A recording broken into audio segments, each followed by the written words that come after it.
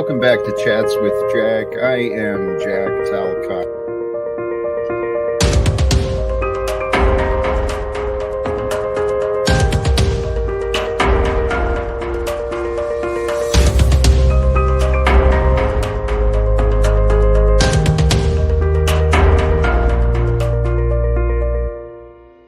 And greetings, blessings, salutations, and love once again. Welcome back to Chats with Jack. I am Jack Talcott, and sincerely, I am excited to get started again today.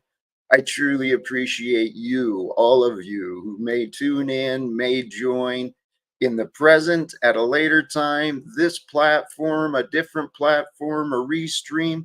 If you find encouragement, inspiration, or enjoyment from today, please invite others.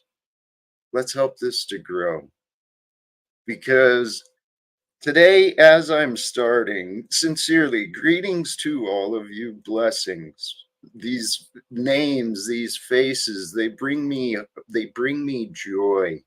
This life we're living, this life I am living, I truly feel blessed in so many ways.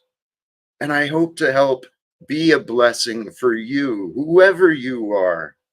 Because as I'm starting this stream today, Jack Talcott, with this Talcottian adventure, I know that it's very possible and very likely that maybe today I start a war, if I understood correctly. I'll explain what I mean by that very soon, but let's jump right into the topic and the ideas for today: war and peace, uh, fear and war, and love and peace.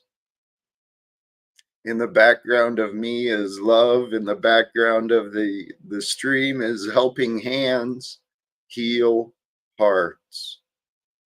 And the inspiration, Ephesians 4 says, excuse me, let all bitterness, wrath, anger, clamor, and evil speaking be put away from you with all malice.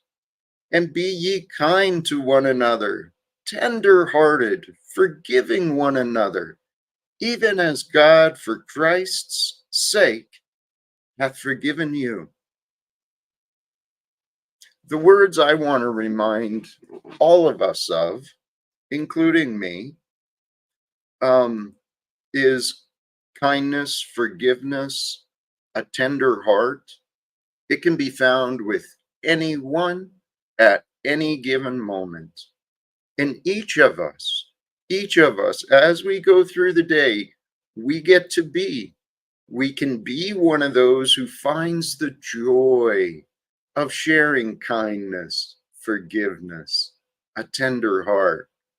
It feels good when we do good. It feels good when we are good. So may we all practice. Everything in life comes with practice, particularly the good things. We want to practice those. So may we all practice the divine faith, love, and peace of Christ Jesus again today. It's really what we want. The idea is I was inspired with so much again today. And the fact that I might be doing starting a war today. I visited our friend Provo, his live stream last night, and I don't think it's available because knowing him, he already mentioned he wasn't going to keep it public, but he and others have been challenging me to be different than who I am. And if I'm not able to be different and show something different, then there might be some consequences. That's what I understood. So I am who I am. And I'm grateful to be as I am. And I have a goal to become better. So everything in life, it's all through the eyes of the beholder. So, what I want to encourage you to do is let's consider the topic, the connections between fear and war. It's so simple, it's so obvious. And this is the thing. Here's some of the criticisms about me, as I understand. You're not saying anything new, Jack. Yeah, no kidding. I'm trying to remind adults how to behave like adults. much of what I'm much of what I'm sharing, much of what Jesus was teaching, the child understands it. But see, our pride and our arrogance causes us to forget a lot of real simple things about life. And I went through many years suffering from my pride and my arrogance, and it created hell for me in my life.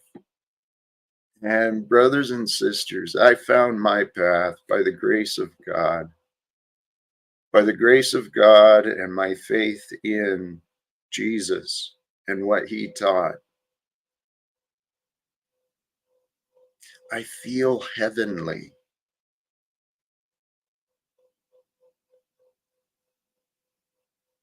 And I didn't know that that was even possible.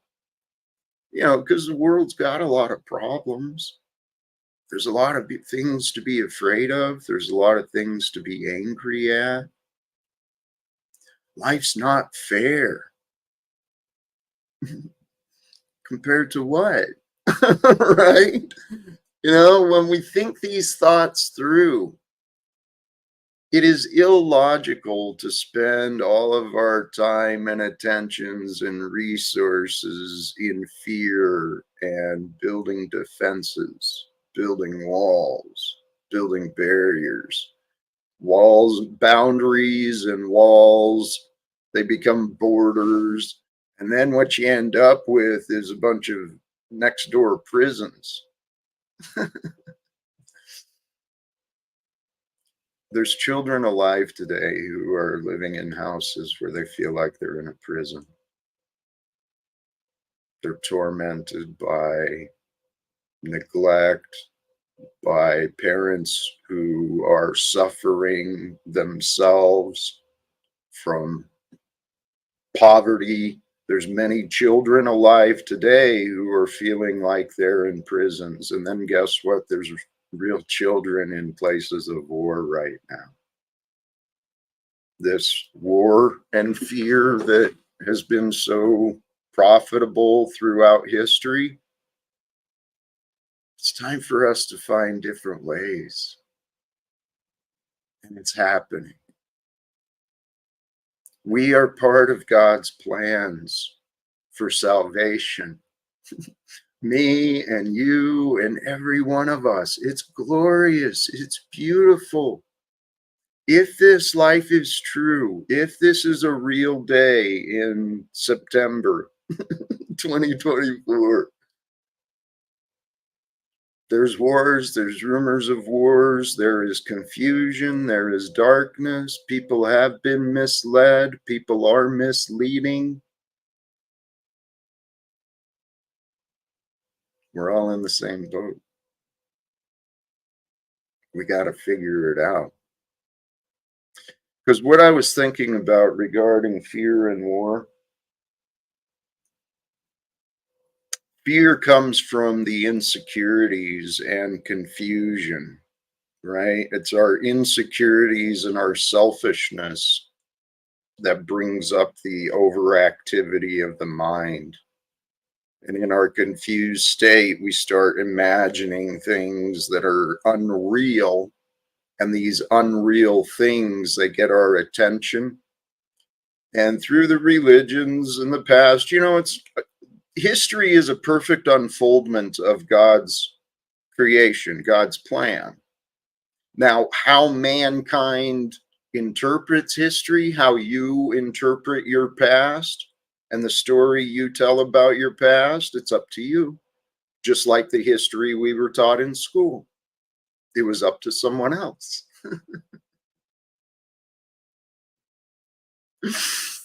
Holy cows, man. Living as a human being, it's so fucking crazy. We've literally got the insane in charge. They're all prideful and boastful, arrogant, and rude. So fear and war, those two go together. It's only the fearful that are come up with in their mind reasons for battle, for conflict. Those who have a healthy relationship with life and what is real, what is true, those who have a healthy relationship with the truth, you you can move past your fears. This is what I've been learning for myself and what I sincerely hope to share and for others to better understand for themselves. I'd love to coach anyone who wants to understand what I'm saying better. This life we're living, it's all through your mind. Every moment, every perception, every feeling, it's all temporary happenings. So, what I found is the only way I want to live anymore is with love. And the wonderful thing is, I finally was shown and I finally learned that I don't need you. I don't need anyone else to feel love. But I appreciate it. I appreciate you. And I appreciate everything else in my life because that's what love is. With love, we have peace. There's no battle. There's no resistance. There's no urgency. This is where the conflicts, the inner conflicts come from, the flesh. And it's all scripture. Everything I've learned, it's supported by what is taught in the Bible. But people haven't understood. It's true. It's true on so many levels. We're here to be good, right? There's a battle within us, an inner battle between light and dark. God is beyond the light and dark. It's not like God's in a battle against evil. No, hell no. God's beyond that. So just like within you, there's really no battle between good and evil within you unless you allow it. Unless you allow those battles to continue, because the truth is the light wins. God wins. The truth wins. Love wins. Those are the real answers to know.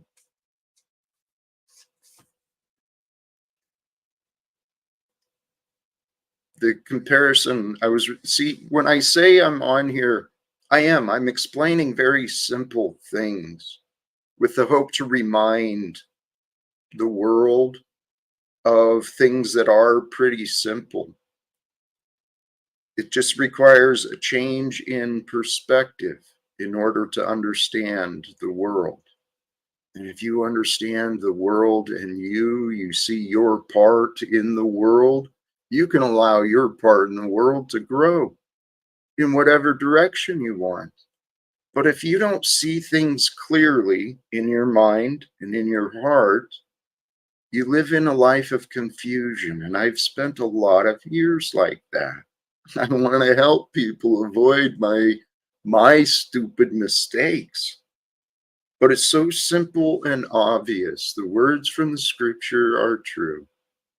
Um, there is a planting and a harvesting. There is a time and a season for all things.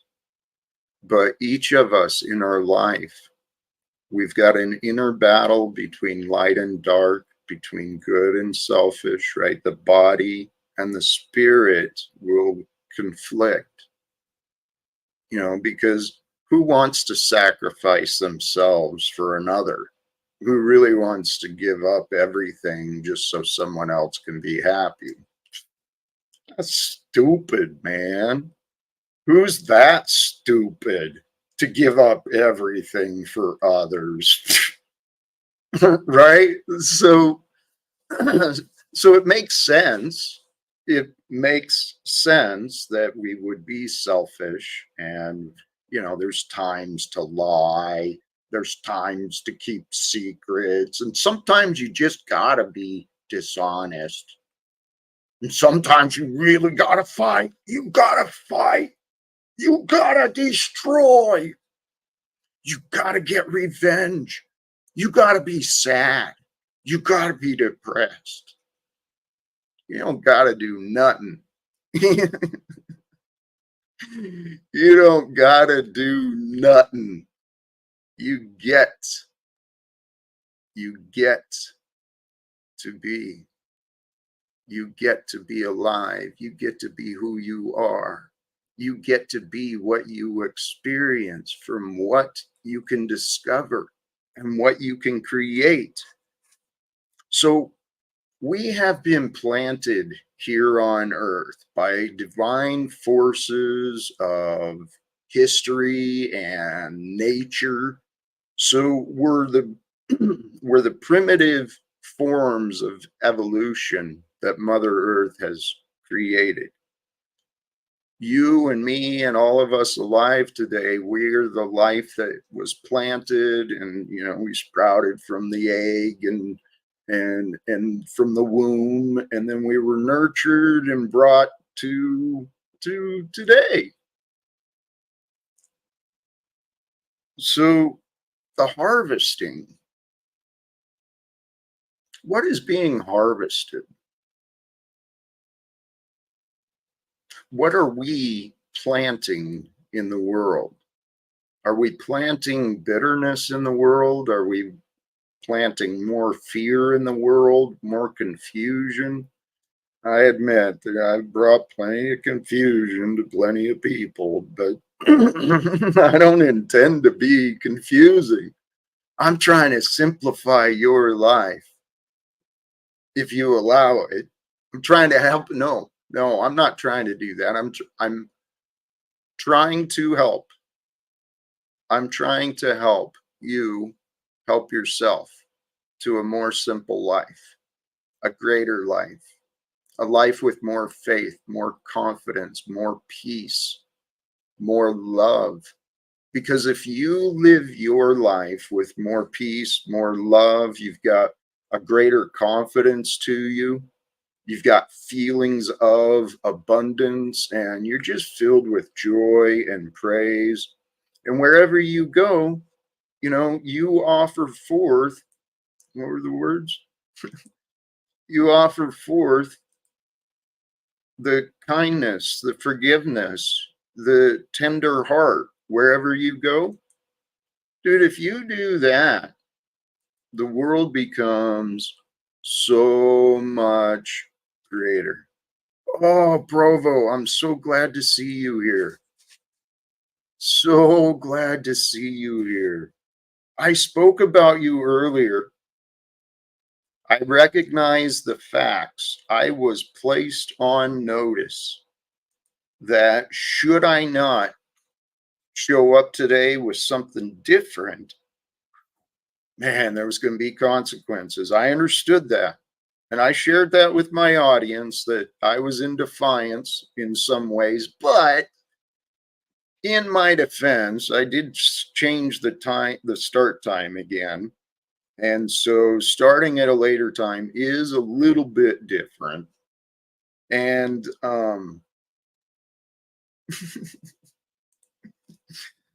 I don't know, dude. I had some other things too. I'm just trying to remember where I'm at. For those who do wish to join, please feel free. We can open this up. Have some have some good conversations today. That's the goal. Yeah. Thank you, Chris. Thank you. Hank. Some of the people showing up. Holy cows, man! Holy cows! This life we're living. It's like a bunch of, what are we called? Hairless monkeys. Hey, that was totally just perfectly. Welcome, Paul Untrained. Oh man, you never know what's going to show up today. So Provo, same old BS. This Provo, you're revealing you, man. And you clearly want my attention again. And I will give you my attention and my support when you drop your bitterness, dude. you're so you're so if you want me to change, step in, dude. I invited you a long time ago. Hey, let's talk about ways we might be able to work together, even if you're behind the scenes or something, you know. You can we can do whatever. Um hey, and yes, I considered this. You are right. I was warned. I was warned. And admittedly, I'm Jack, dude. I'm Jack. I was never very good at obeying. You know, you gotta tell me what to do. Who the fuck are you? Who are you, man? I mean, I do try and abide by the wishes of others. I try to fill people's desires, but some people are, you can't please them. And there's another point there too. But yeah, I was warned. And here's the thing about Jack. I choose when I obey. I choose when I abide. And I'm perfectly willing to cooperate, even with things that, don't benefit me. But if I understand the purpose, if I understand the purpose of things and you're willing to discuss the terms, the conditions that want to be placed on me, let's negotiate. Let's discuss. I got nothing to hide, and I'm not trying to control anyone, man.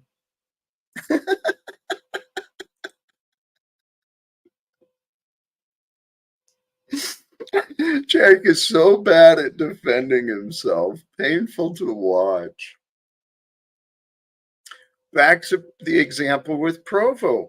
So many people want to point that finger, right? Pointing a finger at a problem. You see that problem? You see that problem that I see that I don't want to do anything about? Oh, yeah.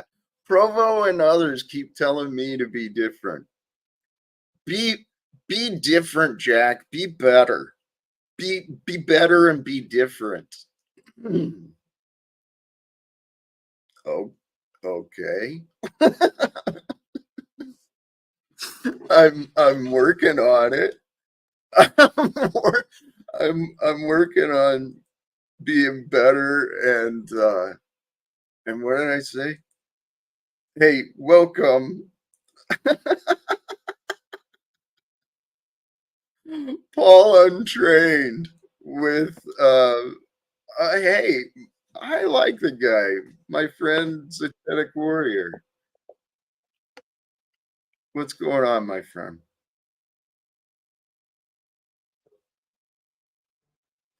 Holy cows. Hey. Your Talcott. I'm just trying to change my audio settings. As you need, man. Take your time. Hey, Jack, what was that Bible verse you read today? Wait, which one? Did I? Well, I read several today. Oh, this one. What was Ephesians. the one on the thumbnail? Ephesians 4:31, 32. Have you ever read before there? You know, I often do go before I use it. I often go read the chapter, but no, today I didn't. I can't remember. Hey, what did you say about giving all your stuff away for everybody? If the opportunity comes up for us to serve or give, we should serve or give. And we should But look what did for you them. say about getting rid of all your stuff? I don't think that I did. I said we should be willing to give everything for anything, right? Yeah, that's stupid, right? You said it was stupid. I was mocking it, if I remember right. I think I was I know, mocking. like Tommy is stupid because he's giving up all his stuff for everyone. And I keep saying he's broke and then his dog's happy to be dead. And you daddied up to me. You was just loving that last night, weren't you? Hey, I think I'm not done with you. I think I like you again, Jack. I think you always did. I think you and Well, yeah, Tom. Jack, I've loved exploiting you for my own personal channel. Well, I call it love. I say I love you. Many do. I've got it looks like the snafu creature in the back. Oh, that's my warthog creature. Hey, that verse 25, it says, wherefore putting away lying. Do you feel like you've put away lying, Jack? Yes. Lying, as in speaking untruths? Yes, absolutely. Oh, you've put away lying and you accuse other people lying. Hey, Jack, when you giggle, when people call your actions out, did you giggle when your wife and family left you like that? No, I cried and I screamed. Hey, verse 26, it says, be ye angry. And Once sin not. again, Let you're not the doing sun it go on your down upon your broadcast, wrath. Jack. You're doing it again. You're bringing them all in here when I'm trying to save your soul. Hey, I don't have to be this rich and good looking and good at everything. You can't I save put it souls down to like try me. to You can't help and stream like me. You can't panel like me. Why You can't is this Tommy fat like me. pig, this fucking nigger, white nigger faggot, why is he fucking talking? Hey, he just sounds mad because his dog's dead and he's going homeless and he's broke and he doesn't have a woman and he doesn't have a job and he doesn't have a church and he doesn't have a family. To come to my panel and discuss with me the lore. Hey, I like that lore. I like the seasons. I always ask you about that because I secretly fap to you when I'm alone. All right, I'm leaving now to go do Christian things, nigger faggots. Oh, he's like running. He's running. Like I fucking win again. I think I'm about done with you, Jack. Boot him out of here.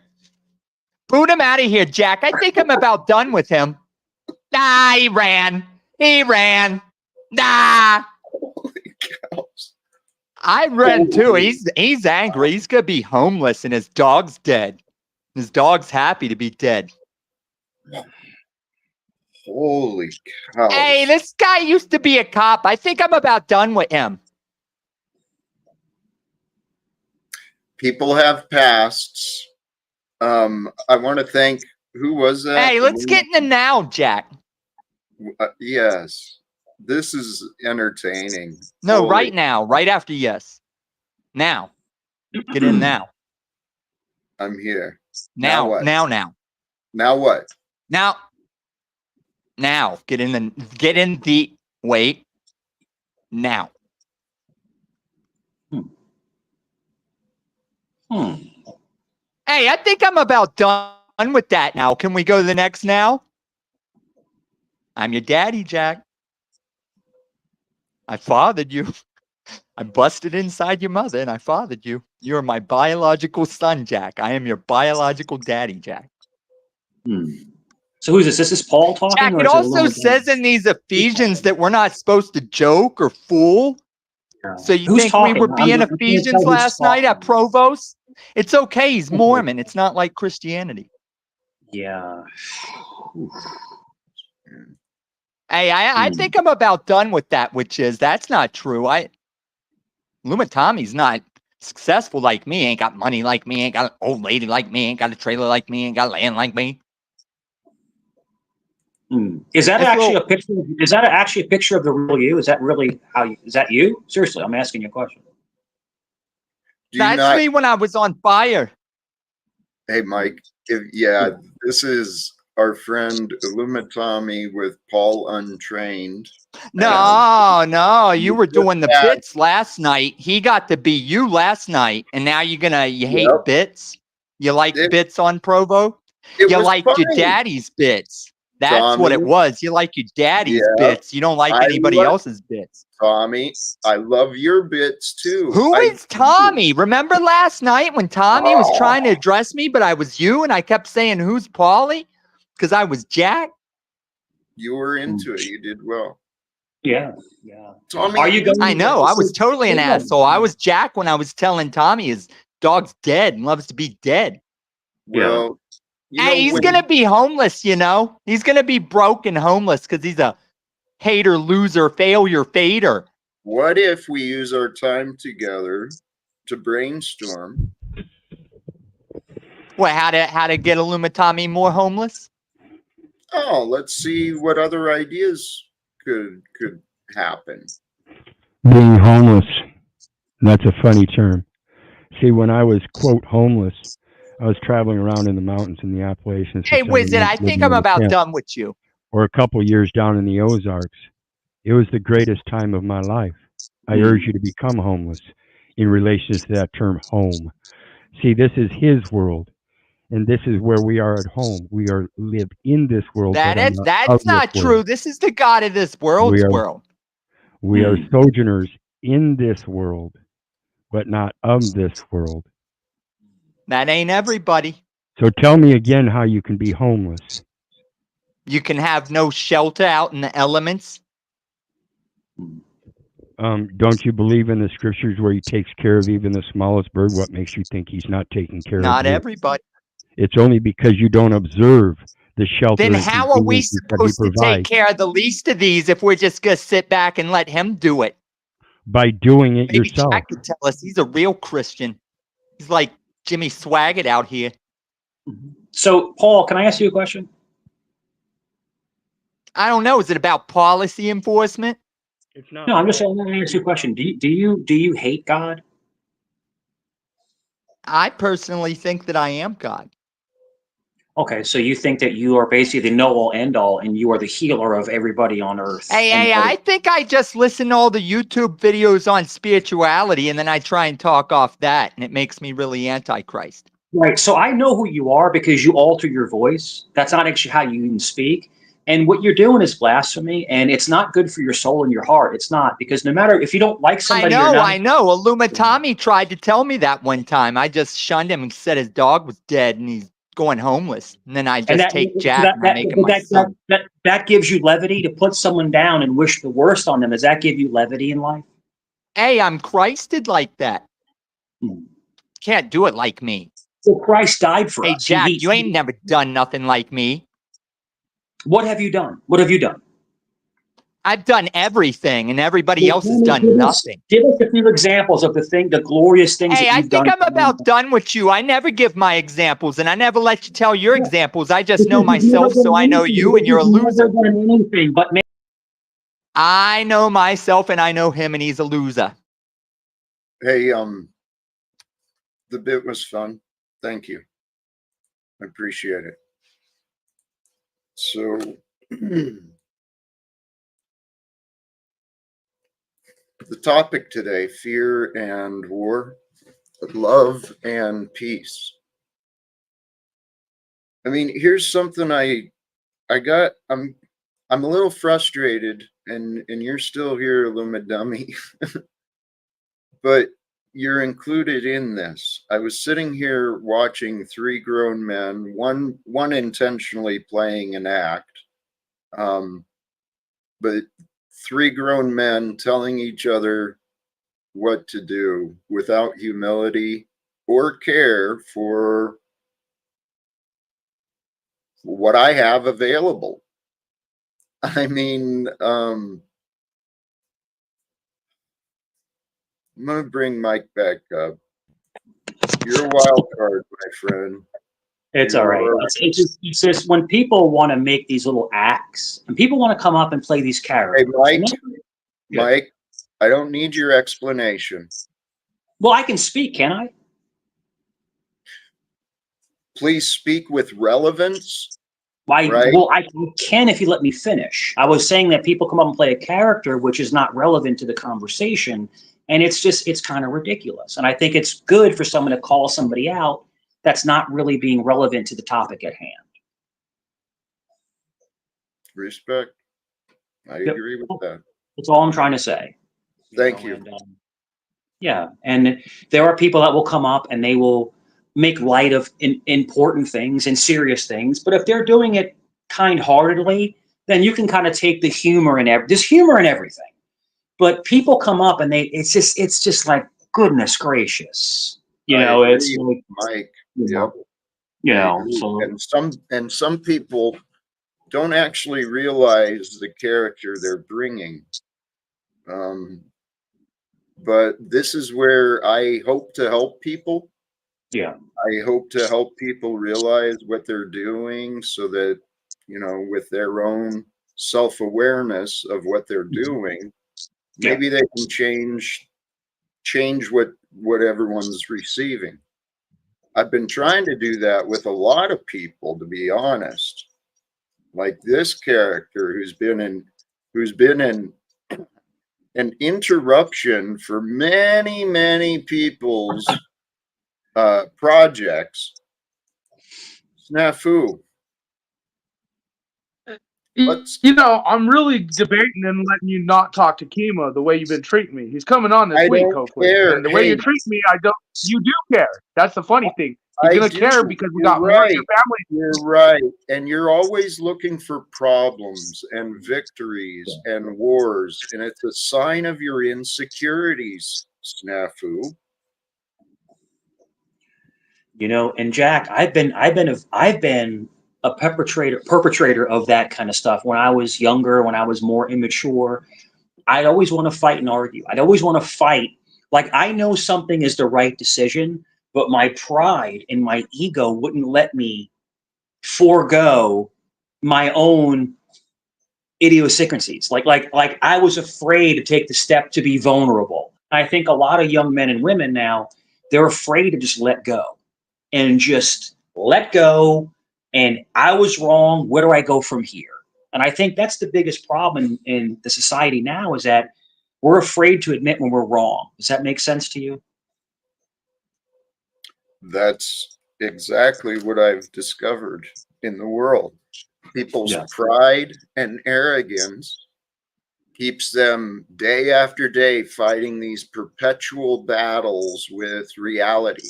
And fighting other people is just it's the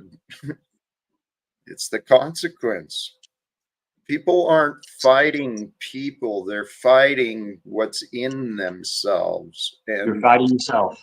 You got it, Jack. This pride and arrogance, it creates misery. It creates lives of hell.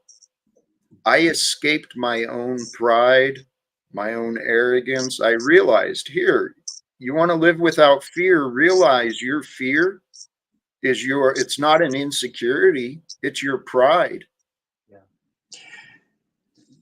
Jack, I'm on my way. I'm still far from the finish line. But I said to myself about six months ago, you're really living a life of crap. And you can't get out of your own way. And whenever something would happen to me, it was everybody else's fault. Well, I didn't have the best upbringing, or, she used me, and, this employer just used me for my skills and threw me away when it was done. But the blame is only on yourself, because at the end of the day, you're the one making the decisions to navigate your life and your path. And this is more than spiritual. It's taking accountability for your own actions. And when you can, and it's the hardest thing in the world to do. Jack, I'm a Leo. I'm Italian. I grew up in New York. I grew up in a very volatile area. Being a Leo doesn't help. Fighting my faith doesn't help. All these things would come into play at once, and I was a mess. And it took me a long time, and I'm not there yet. I still got a long way to go, but at least I'm recognizing my folly, my faults, and when you stop blaming others and start taking accountability for your actions is when you heal as a human being. The human being is the greatest thing God ever created. We have a soul. We are made in his image, which is good and bad. We're flawed. We have all of the attributes of God, and we have to figure out a way to navigate this crazy thing called life. And it's fascinating, and people mess up, right, Jack? People will mess up in life, and their life looks like a car wreck. But people don't understand that every single day that you wake up is a gift. And number two, you can reinvent yourself every single day. Every day, you're a new person. When you wake up, you have a chance to be a brand new person. And we forget that because what is the easiest thing to do? To stay mundane. Change is the only thing that's painful. To stay the same is comfortable. Hey, screw it. It's never going to change, Mike, absolute agreement with you on almost everything you said. Now there's one thing I want to swing back to. You've been doing inner work. You've been working on yourself, and I want to congratulate you. Okay?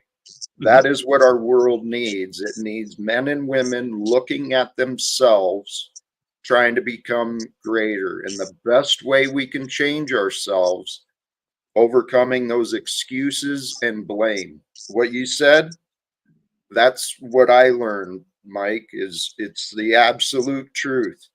Excuses and blame, that's what corrupts us. And here's where I want to encourage you, Mike. Okay. We're all on this path towards perfection.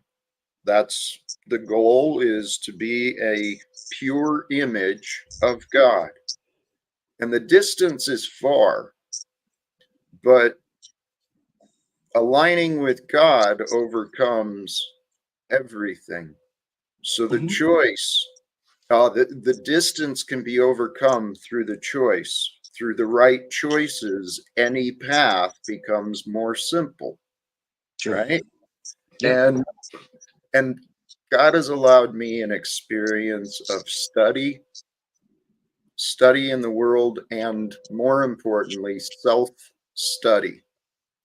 So Mike, doesn't have to be online for a show, but if you have willingness to talk, I'd love to offer you some support. Yeah. Okay. And real quick here, if I could, this goes to the aspect, and I said it many times, I'll say it again. It's that serenity prayer. God, grant me the serenity to accept the things I cannot change, the courage to change the things I can. And the important part is the wisdom to know that it is only me that I can change. And that's who I must concentrate on.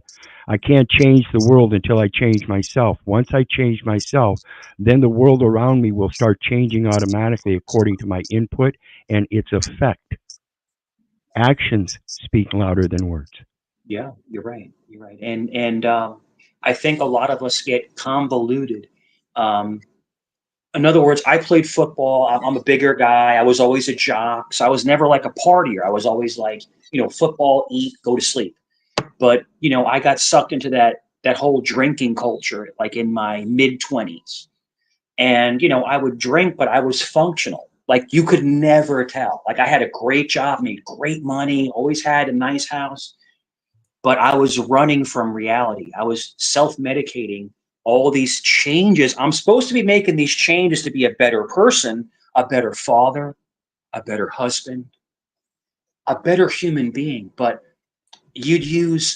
now drugs were never a thing with me, ever. It was always like, alcohol, things like that, to numb change. because change is painful. And I can tell you that it was never heavy. In other words, I've never had a DUI. I've never hurt somebody out of that, but I would do it almost like repetition to just kind of kill the pain, the noise in the back of your head. And I could tell you, literally about 6 months ago, I stopped drinking completely, cold turkey. And I haven't looked back. I haven't looked back. And I'm the person that I used to be. Does that make sense, Jack? I'm the person that I used to be. In the middle of all that storm, that wasn't me. That was a false version of me. It was like, I can't explain it. It's hard to put into words, but that wasn't the true me. And, waking up not sick, waking up not dehydrated, waking up with a positive outlook, it's a whole different world. I feel like I was reborn again, if that makes sense. I mean, that's not sacrilegious, but I feel like I was born again. I got a second chance, to really pull through. And anybody listening, if you're battling drugs or alcohol, there are people that have been through it, that have broke away from it. And look at them now, And you mentioned two aspects in there, the outlook and the expectations. And that's another aspect of that changing. When I sit here and listen to people like Paul and everybody run their mouths down in chat, it doesn't affect me because that's not me that they're trying to change. They're trying to change themselves and trying to get other people to see their perspective of me as a leverage for that change. You're not going to do that, Paul. I don't give a fuck whether you love me back or not. Okay, just let me finish up, because the expectation is that I have my own expectations of myself. Why is it everybody else seems to think that their expectations of me apply to me? Okay, well, that's a good question. And the answer, I think, and this is my opinion only, and Jack can also answer his opinion. I think they're trying to, considering this is my stream, Mike, I'd really like a chance to get into the conversations. Yeah. I think and Illuma, I hate to call you dummy, but Illuma dummy, I think they're trying to pull you into their own pity party. They're trying to pull you into their negativity. Right. And that's what I think. Okay. Thank you. So, here's something, and Wizard, I'm going to share this kind of with you because it's something I think that you might want to consider. As we humble ourselves to realizing what can I control, we realize it is only me, the body in the mirror. But if we think those thoughts through more, what is that body in the mirror? Well, that man in the mirror is a part of everything. And so we will give back to the world, but to the extent we feel united with the world, just like any relationship, we're going to give forth our be willing to go forth just based on our relationship. So if we move past, and this is what the scripture was suggesting, if we move past the, to swing these conversations back, without excuses and without blame, we can become perfected in our hearts. It's the mind of lies, the delusions that corrupts our heart. And most common delusion that we've all suffered is that we're separate. We're not separated from anyone. So much of this criticism that we react to, if we look at it from a greater perspective, maybe it doesn't need to be said. Maybe it does need to be said. Maybe does it need to be considered? Maybe not.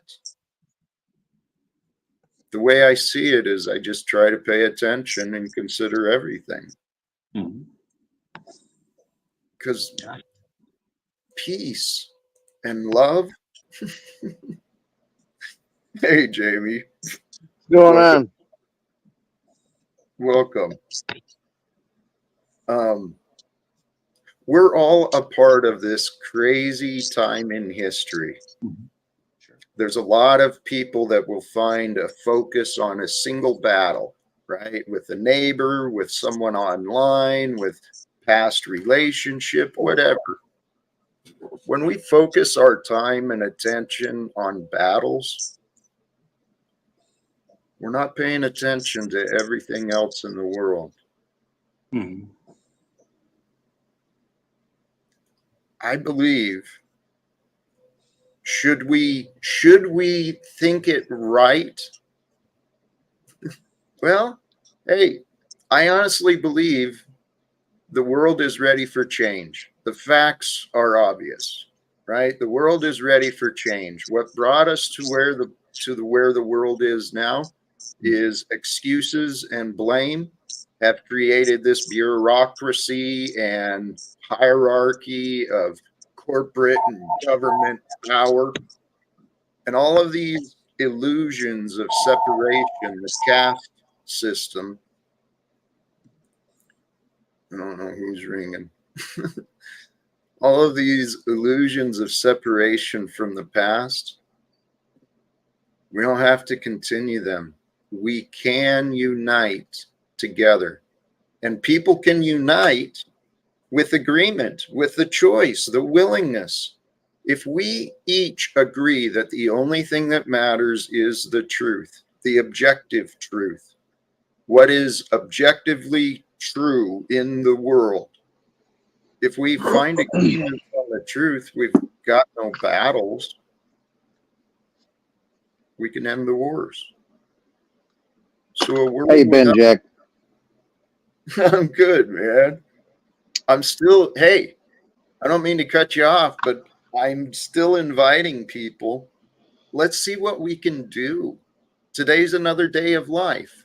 We don't know what the future's going to bring, so let's see if we can find a way to get in front of the people of Congress and the UN and say, hey, knock this shit off. It's time for the world to have peace, prosperity, abundance, health. It's time to set the truth free. I'm still pursuing this goal. I know, Provo. It's hilarious. My invitations get thrown in the trash, but I can't control any others. And this is what I realized. Truly, this life we're living, this is God's creation. We can live however we want to every single day. And every single day I have chosen to direct my mind and my attention to spend my time with thoughts on God, growing in appreciation for the life I'm living. And I'm praying like hell that we find a way. Wars can end, and immediate reforms can become enacted, which free everyone from the economic debts and the wage slavery that's been imposed upon past generations.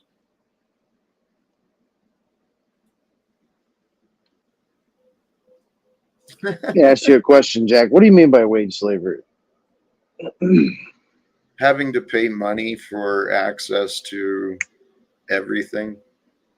What do you mean, though? Like access to what? Electricity, education, shelter, food, healthcare. All of that stuff requires money. Well, yeah, that's why you have to pay for it. But money is a tool created by people. And the reality is the fiat currency, it's held together by promises and lies. It's the only thing that gives it any fucking value. Yeah, but the problem is everybody doesn't pay their fair share. And I'm not talking about fucking elitists or, mega billionaires. I'm talking about people who just kind of skate their way off of the government and kind of live for free. Because that's a large portion of where those services go to.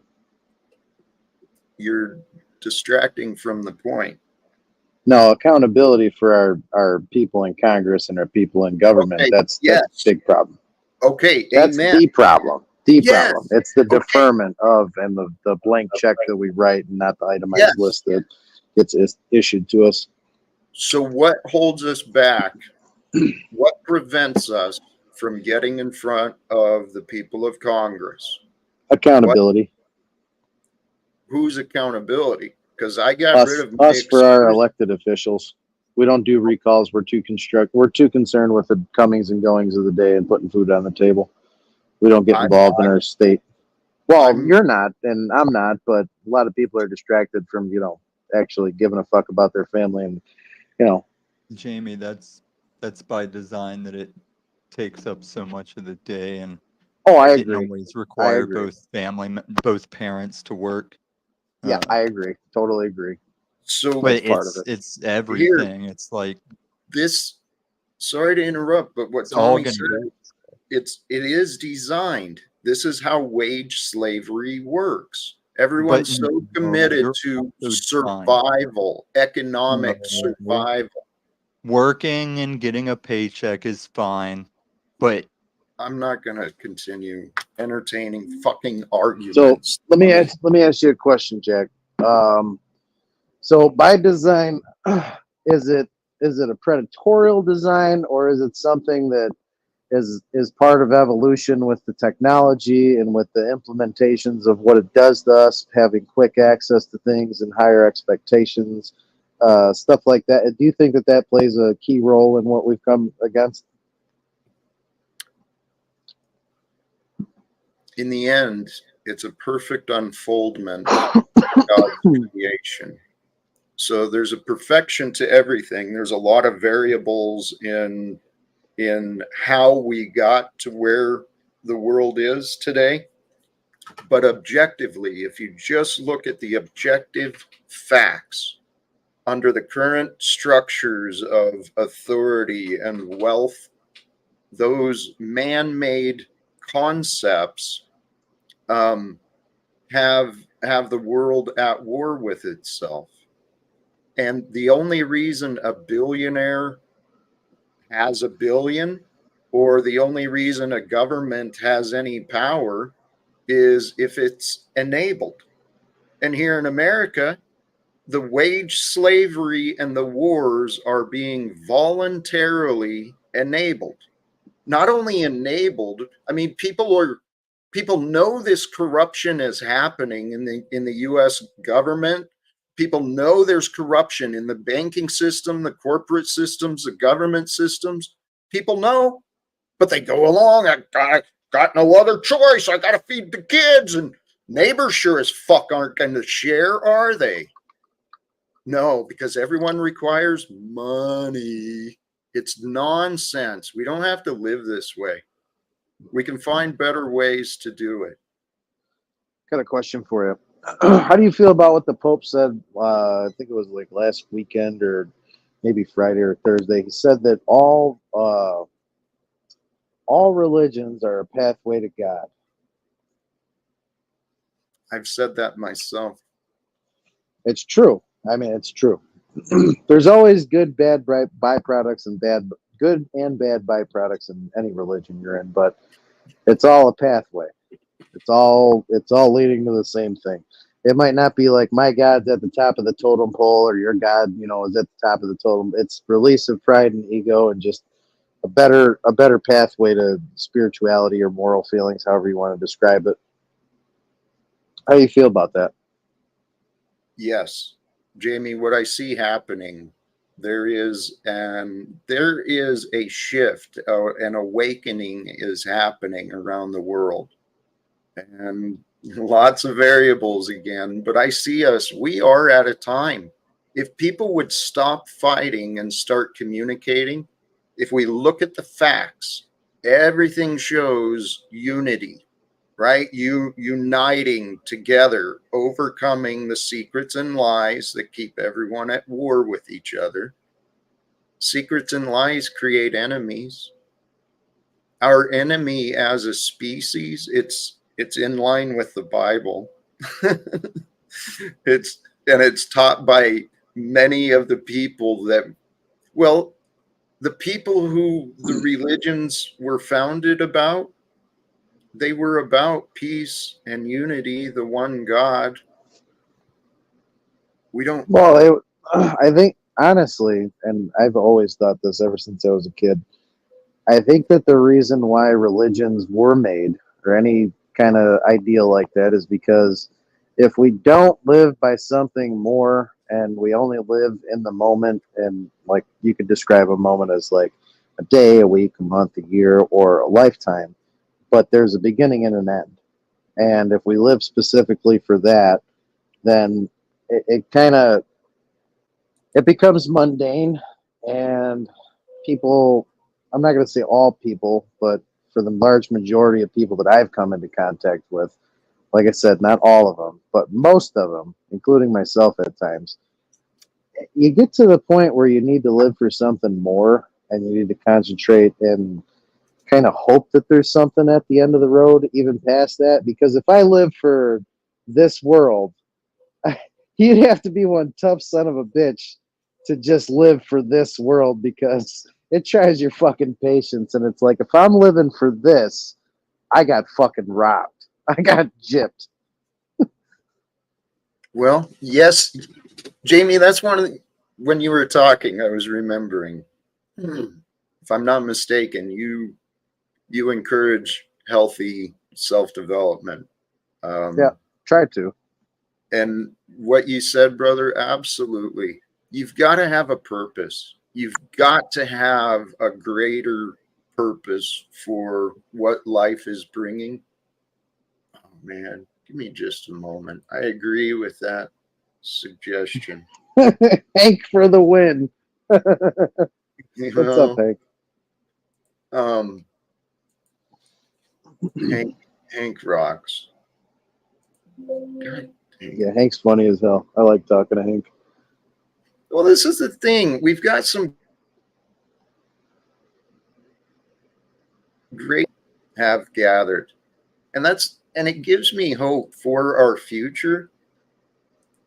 The world is the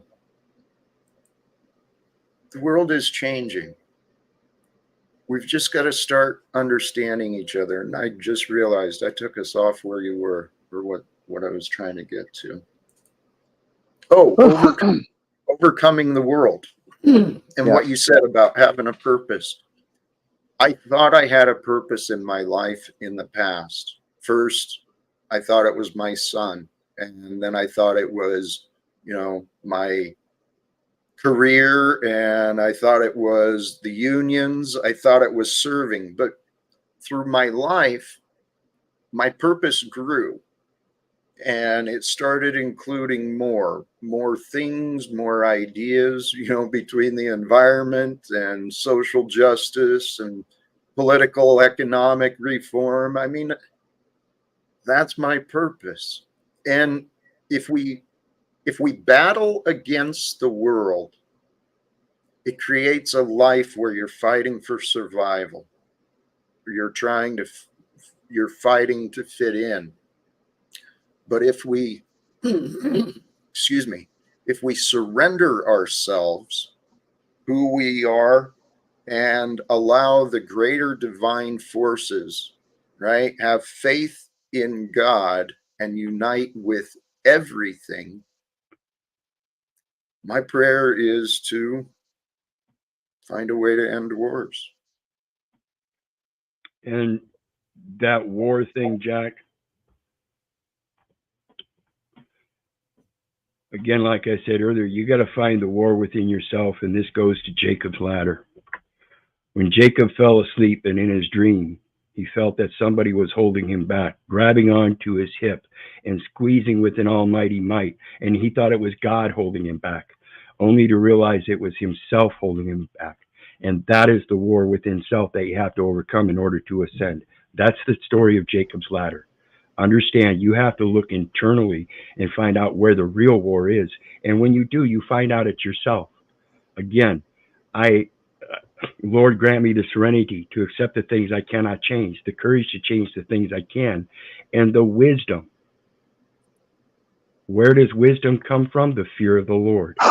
And realizing that he feared the Lord in himself. He was holding himself back. And when you understand that, another man can hold you back.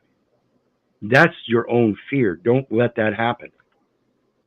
God won't hold you back. The only time God will hold you back is when you dismiss him. And that's when he's just not going to give you any leverage. That's that providence of grace. No one else provides that except him. Hey, Keith, you know, what I like about the Serenity Prayer, I only learned the first part of it when I first got sober, because it was, you know, the simplified version. Then I read the second part of it, and I finally realized that the second part of it is what I needed. Of course, I need the first part. I need to learn acceptance. I need to learn what I can change and what I can't change, and the courage to actually follow through with it, you know, defeating fear by faith. But the second part of it, what I really got a lot out of, is accepting hardship as a pathway to peace. And when I read that, I didn't understand like how important it was. But as soon as I started looking at pain and looking at suffering and trials and the average bullshit of the day, as soon as I concentrated on that, that changed the whole fucking playing field for me. Yeah, and when you realize that comes through the humility of accepting your own faults. That's right. That's that ninth step where you go forth and make amendments to those who deserve those amendments. That's yourself. It includes yourself. Yep. But make sure you don't harm others in doing so. That goes including again. Yourself. Yeah. So it's like going down a path and you see this path and it's got all kinds of screws and nails and sharp pieces of glass. And you either walk that path or you clean it up first. If you want equity, you must first come with equity. You must come with clean hands. You can't go to the Lord and say, Lord, I want through the door, but I have these reservations. You can't do that. You have to fix yourself in those. You have to fix yourself and your reservations and show yourself worthy of being able to keep the house clean. Yep, pretty much. God is the truth, and it's pride and arrogance that keeps people from understanding or having a healthy relationship with the truth. When we have a healthy relationship with the truth, we have a healthy relationship with God and ourselves. And when we have a healthy relationship with ourselves, we want to help others. I mean, it's naturally built into us. The spirit of generosity is also within us, just like the spirit of greed. The spirit of love is available. It's because you want the same for other people that you actually come to understand. You understand how important it is to pass it along. And with what Keith was talking about, this is one of the main things that I tell people to do. Don't just pick people that you want as advisors because they have a certain aesthetic or a certain amount of time or whatever. Pick people that you want to emulate. Pick people that have characteristics that are in line with what you want to be. Because I know a lot of people with a lot of good shit to say, but, 10 minutes after they leave the meeting, they're motherfucking their wife and kicking their fucking dog and, fucking shit on the floor, like people are cringe around them, and he's right. That actually do it. And he's right, Jack. And that's one of the things that I had against the 12-step program, is that they demanded that I pick a sponsor. Okay, I can't do that. What I can do, I seek counsel in him, and he will show me others that when I counsel with them, I will find a portion of a solution. So I seek counsel in everybody, because I give everybody some kind of credit for some kind of talent that others may or may not have. Yep. That's another part of it. Learning from working with other people. It's a joke around the rooms, that sometimes the sponsee does more for the sponsor than the sponsor does for the sponsee. And sometimes it's like that, because when you're working through this shit, you see the shit that you're going through, and it's like, oh, wow, okay, I need to fucking look at that myself. Yeah, and it's a working relationship. And with that, Jack, I gotta go grab a bite to eat. Thanks for having me up. I hope we can keep working together. Great stuff. You just admitted that you run your own program everywhere you go to avoid accountability and responsibility. You made it sound so good, though. No, I do that to look for greater accountability. I'll tell you what I can do. I won't take the sponsor, but I'll just work with the God that always reveals to me the truth. Because God forbid I put my fate to some degree in someone else's hands who may fucking do better or know better. There's your pride and arrogance and ego bullshit. The same shit that Jack is just fucking bringing up. And you will sit right there and exemplify it and twist it to make it work for you, even though it works against you. Welcome, Paul. Yeah, see, I gotta have that's the whole reason I have a sponsor. It's because I'm never gonna find. Sometimes we don't fucking know it all, and sometimes we bullshit ourselves and each other to our own fucking detriment. That's what we learn about addicted motherfuckers like us. One of the things I did learn in AA was actually trusting another human, because I'd lost trust in everyone, everything. And it was in the recognition. Like I said, I was hitting 5 meetings a day because I was lost and confused. I was looking for guidance and answers. Anyone help me. Trust but 7. I'd start the morning, and it was a small meeting. The majority of them had just got out of prison. And, a different meeting. Can you shut the fuck up and stop being a little child while he's talking? I'm just saying, you're so fucking like 9 meetings a day. And obnoxious, and that's coming from me. I would beat shit out of you if we ever met in real life and you popped the shit you did last night online. Because I'm sick of listening to you and looking at your frail ass anyway, and you're so fucking annoying and insufferable. It's just really out of hand at this point. Nodding along. He says he's my friend. Hey, you're a petulant child. The last time I ever talked to you on your channel, Paul, we just broke bread, and then the next time you see me, you start this shit all up again. Loser, failure, life, and outcome. Keep trying to dress up your loser, failure, life, and outcome. Paul, now, do you want to compare those lives? You and you're triggering him. Would you? No, guys, you're both Nick. If you two can get along, you guys actually have some fucking amazing humor and chemistry. And he can't get over sniffing his own product. That's the thing.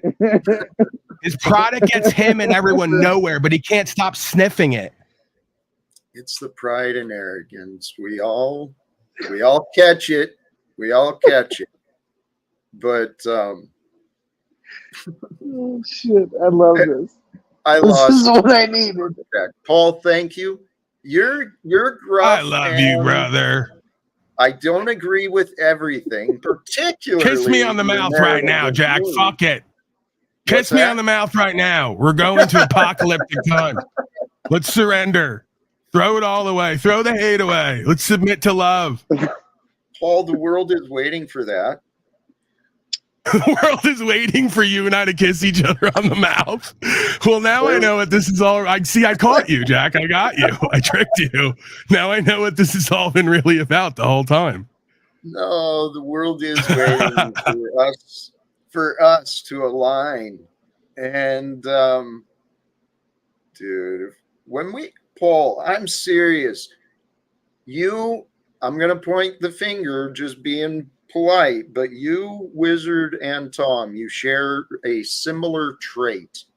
You know the difference, though, Jack? There's many differences, but please. You know where I'm going to go with this. I have results from top to bottom. They're losing and failing day by day as time goes on.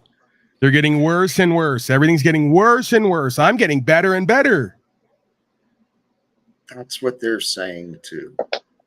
I know they're saying that, but they can't show anything to substantiate that. I got the goods. Actually, I got the juice. I've said the same thing too, though. I've said the same thing. And I do think we are, in our own ways, growing and improving each day. But the three of you lack trust. And that trust, if you find ways to work better with others, I think it's going to take you a long ways. All of I can't necessarily deny that. I will also say I have handfuls of folks who I trust in my life, who I work with, who are trustworthy. They don't. Again, every step of the way, we can find results in my corner, even if it's just to a limited degree. Still inspiring, powerful, co-creative, exemplary results to some degree. And then there's everyone else claiming things. So again, we got to get really real with ourselves and each other. And they can keep going to the trailer, right? They can keep talking about that. Jack knows the story. I let Jack in on my personal affairs. You know, he knows ultimately what I'm working with at this point. I could have whatever I want at this point to some degree. Shit, trailers are efficient. Fuck what they say. Right. It's a bunch of nonsense. Fucking price efficient. I don't want to be broke. I don't want to be in debt. I'm cool with the trailer on the land, self-sufficient. I would think everyone else would be as well. I don't have to go and beg people to help me get cancer treatment when I'm having disease and sickness. I'm not a fucking charity case. I'm sure that wasn't on his list of wishes to pursue in life. Jack, all I'm saying is when you see the same themes come up in people's lives over and over again without the problems being solved, you got to address that. I'm saying I come from that, being homeless, choosing to give up everything, going to a tent, and then building something that has been rather successful for me. They can't say the same thing. Without my audience and without the people they live off of and burden every day in their life, they don't have anything going for them. They have talents and abilities. Yes. They're not being nurtured and used to their potential because they're lazy, procrastinating, selfish, self-centered, unaware slaves. Well, Paul, that's where we all can look at ourselves. We're all doing that to different degrees. We could all be doing much more with our talents and the life we've been given. Now, what do we want to do? What's the best use of our time and energies? I don't know, but I think big, dude. And I know I don't have the results yet, but this is like the transformation part still of Jack going from caterpillar to whatever it is I'm gonna fucking become. Worm? I'm kidding. But yeah, I mean, that's always the sort of ebb and flow, right? It's always potentially in flux. That's why when folks in the chat play the game of Paulie's doing I, me, he must be egotistical and narcissistic. I'm in love with a reflection that I've become, not who I was or necessarily am at some point, if that makes sense. Ooh, that same reflection one. Everyone can become and derive results from. So if it's I, guess what? There's one I. There's one truth. There's one love. There's one self. There's one set of results that one can look to for self and say, this is more desirable than that. Let's cut the games. Well, and even who I'm becoming, it's temporary. I've become things. He's taking a bath, Jack. He's going Talcott on everybody. I wasn't sure if that was it or trying to make or something. What the hell? I forgot what I was saying. Oh, becoming. Jack, look at go ahead. Everything is temporary. Everything is temporary. I've become things in the past that I was proud of and not proud of. I've experienced things in the past. Both good and bad. We all do. But who we might become, if we can get goals within our minds and our hearts of what direction we want our body and life to transform, that's where the key, that's the key of this faith thing. Jack, what's the one thing that holds people back from progression? Besides excuses? No. One thing. It could be, compare it more psychologically, not excuse though. It would be fear. Correct. What's the one thing that can totally change fear? Love. Close. Faith. Faith. Yes. Everything that I've ever tried to do in the past, like in my addiction or before any of that shit, anything, like even since childhood, fear has always been the one thing that holds people back from moving to that next fucking phase. And it's because we think our way out of it. We think our way out of fucking everything. We're like, oh, well, this won't work because of this. This won't work because that way. Most successful people that I've ever talked to, and I'm talking like high fucking level of achievement of success, they've always told me the same thing. Just start something. Doesn't matter if it fails. Just start something. Just do it. Don't even think about it. But what's the prerequisite, right? You jumped right to the feel good, sound good story, and maybe it's different from mine, but the prerequisite was pain and lack, right? Yeah. Or loss or abandonment, right? It's because you're like sick and tired of being sick and tired. You decide to do better, and then comes the faith and surrender. When you're broke, it hurts. When you're alone and can't get with women, it hurts. When you don't have a fucking career or prospects and you feel like a loser slave, it fucking hurts. It does. Got to go through it in order to understand the level that you're at and coming to that fucking bottom and realizing that you don't want to fucking be there and quit beating your head up against the wall. And then you finally come to the point where you're like, okay, this is a phase of development and I'm going to rise above it because I see these people doing it. And if they can do it, there's some retards in here. So can I. That's the key. When we're sinking and, when we're going down to the broken levels, we're not paying attention to the things we admire. We're not paying attention to the other successes that might be around us. And then we come up with these excuses of why we can't. We talk ourselves out of success and everything. And when I was honest and I looked at myself, that's what I saw myself doing. I talked myself out of going out to hang out with friends, right? Because I needed to stay home and drink. It was safer to drink alone. But well, yeah, because then you won't fuck anything up. That was the idea. Or be accused of rape if you ask Snafu Snaps. Right? No wonder why. You leave the house, have a few, next thing you know, you're the town rapist. Stay at home. What the fuck? Margot was that way too. I was at a Veterans for Peace meeting and she texted me that she just filed some police report against me. I was like, what the fuck did I do? I traveled from home to a meeting. I didn't do shit. So, yeah. That's why when you're on the right side of things, Jack, you always keep your location on. Well, hey, back to overcoming. We each have our own, I think this is part of our karma, part of our individual development. We've all got our own rock bottoms. We've all got our own dragons to slay. We've got our own adventures and life lessons that we're going to pick up. But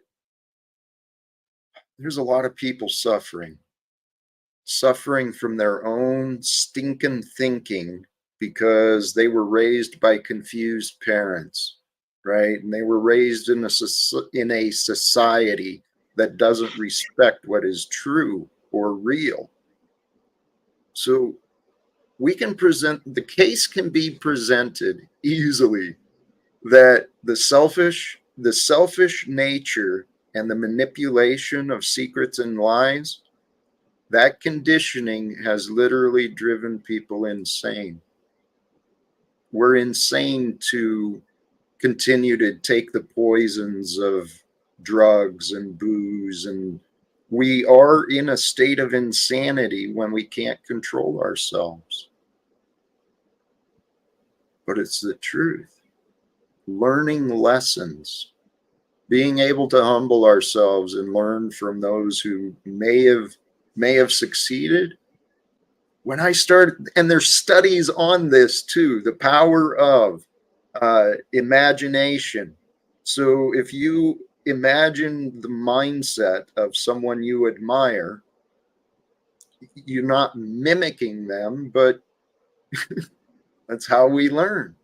And there's been amazing development. Allegedly, people have trained themselves in different crafts. I wanted to say, seems music.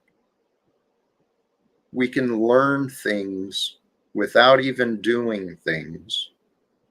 And we can do things without learning things. Holy shit. Jack, I'm going to switch over to my computer. I'll be right back. Blessings. Appreciate it. Hey, we're here, Paul, at a time of the world where the deceived raised the confused.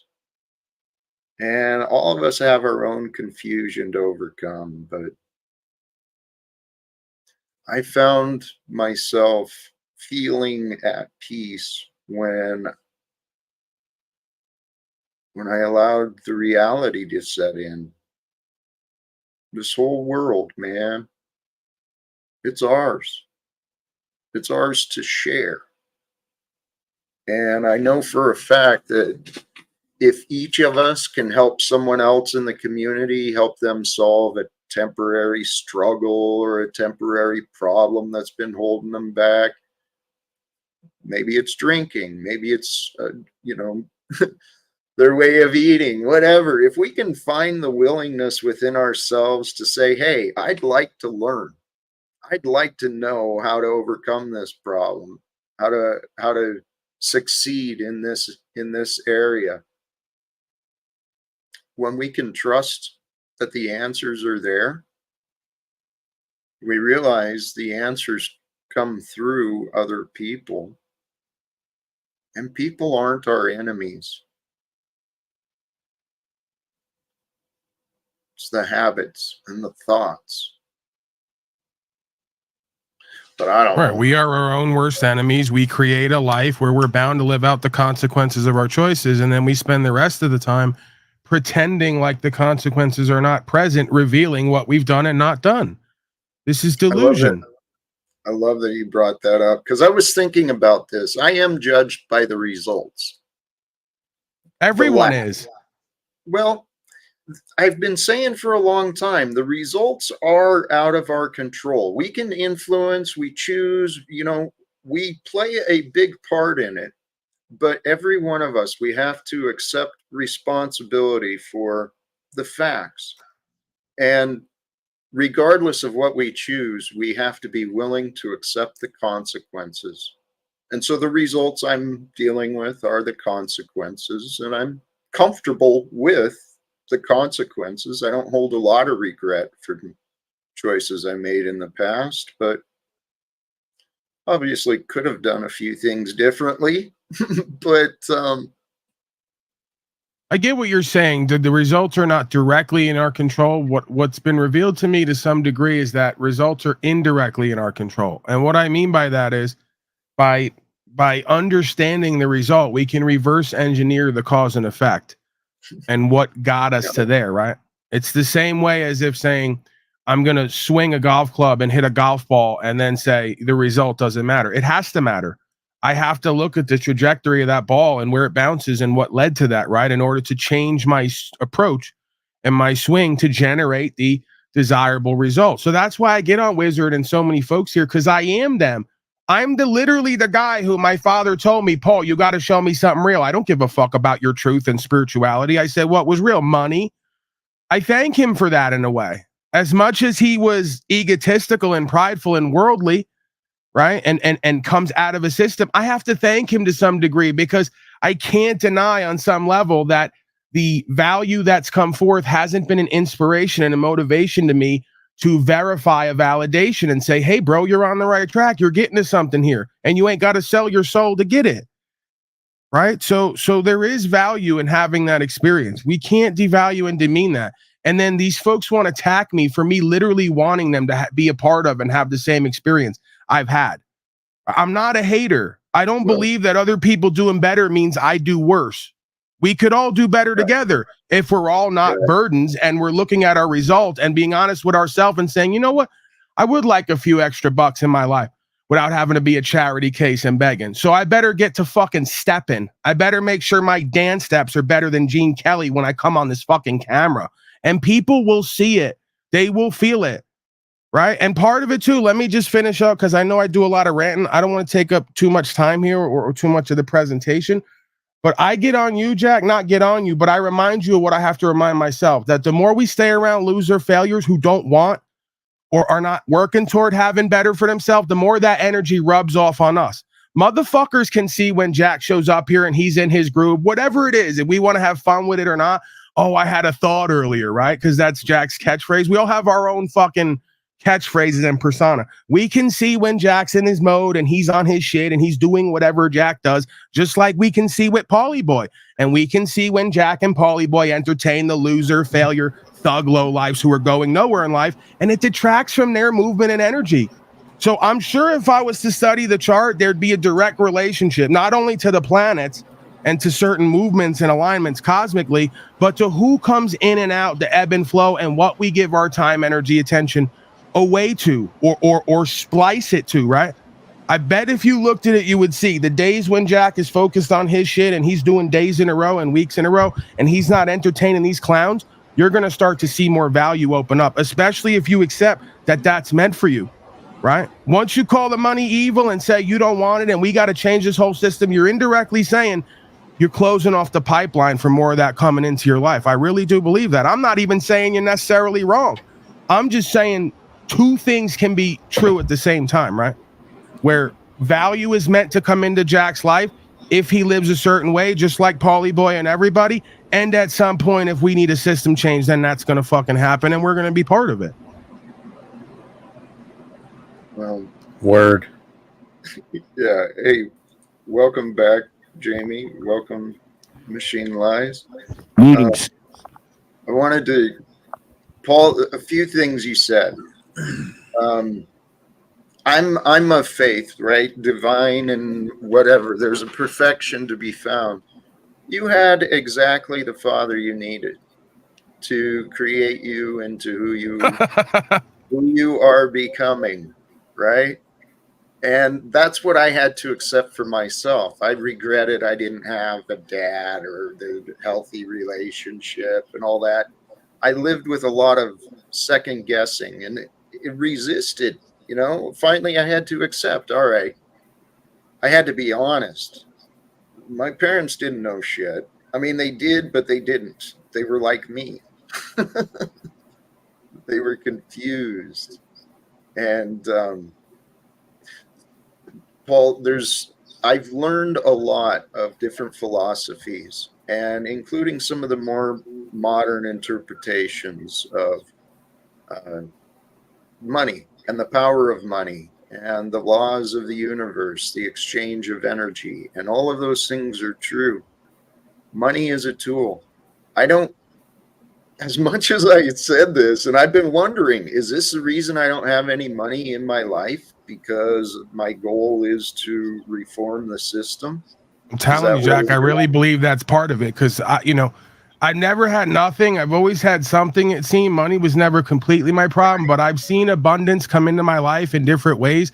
The more that I've just opened myself up to what's meant for me. I didn't chase it. I didn't manipulate. I didn't love it. None of that. I just said, hey, if all these motherfuckers got value, why not Pauly Boy? Well, I'm not shit. I got no value. I got no power. I got no inspiration. I got no facts. I got no understanding. I can't be a part of this. Of course I can. Of course. But again, if you want to do what Wizard and the rest of them do, playing self-righteous games and saying, I'm broke as a joke, and act like I'm cool with that till I need something, then I'm begging people like a charity case. You don't have to live like that. God can provide for you based on the time, energy, and attention and appropriation. There's a bit of fair play between you and the universe. What you exist in and believe and hold on to and how you live will generate your results. Don't tell me it doesn't. Well, no, absolutely. Jack, wouldn't you say it's a poverty mindset? I didn't mean to interrupt you. Wouldn't you say it's a poverty, lack, loss, abandonment mindset we suffer from on all levels that generates our shitty results? Yeah. Yes. And it's that abandonment, that mindset of lack. That's where we create justification for the defensive and attacking postures. It's a poverty mindset that I spent much of my life with. And it's egoic, prideful foolishness that we can help each other overcome. That's the best part. Hey, welcome, J-Hub. I think once you get to the point, when you stop letting money rule your mind and like infect you with fear and worry and delusion and all this other shit, I think you start concentrating on a lot more things, and the abundance does come. It's weird how it works, but it's a balancing act. And if you're always concentrating on the negatives and you're not concentrating on what you do got and different opportunities that you can take, and letting a shitty mindset set in and fuck up future prospects, that's where I found a lot of my pitfalls, where one bad day would lead into 5 other bad days, and I'd miss more money than I could ever fucking think of in the week because of that shitty mindset.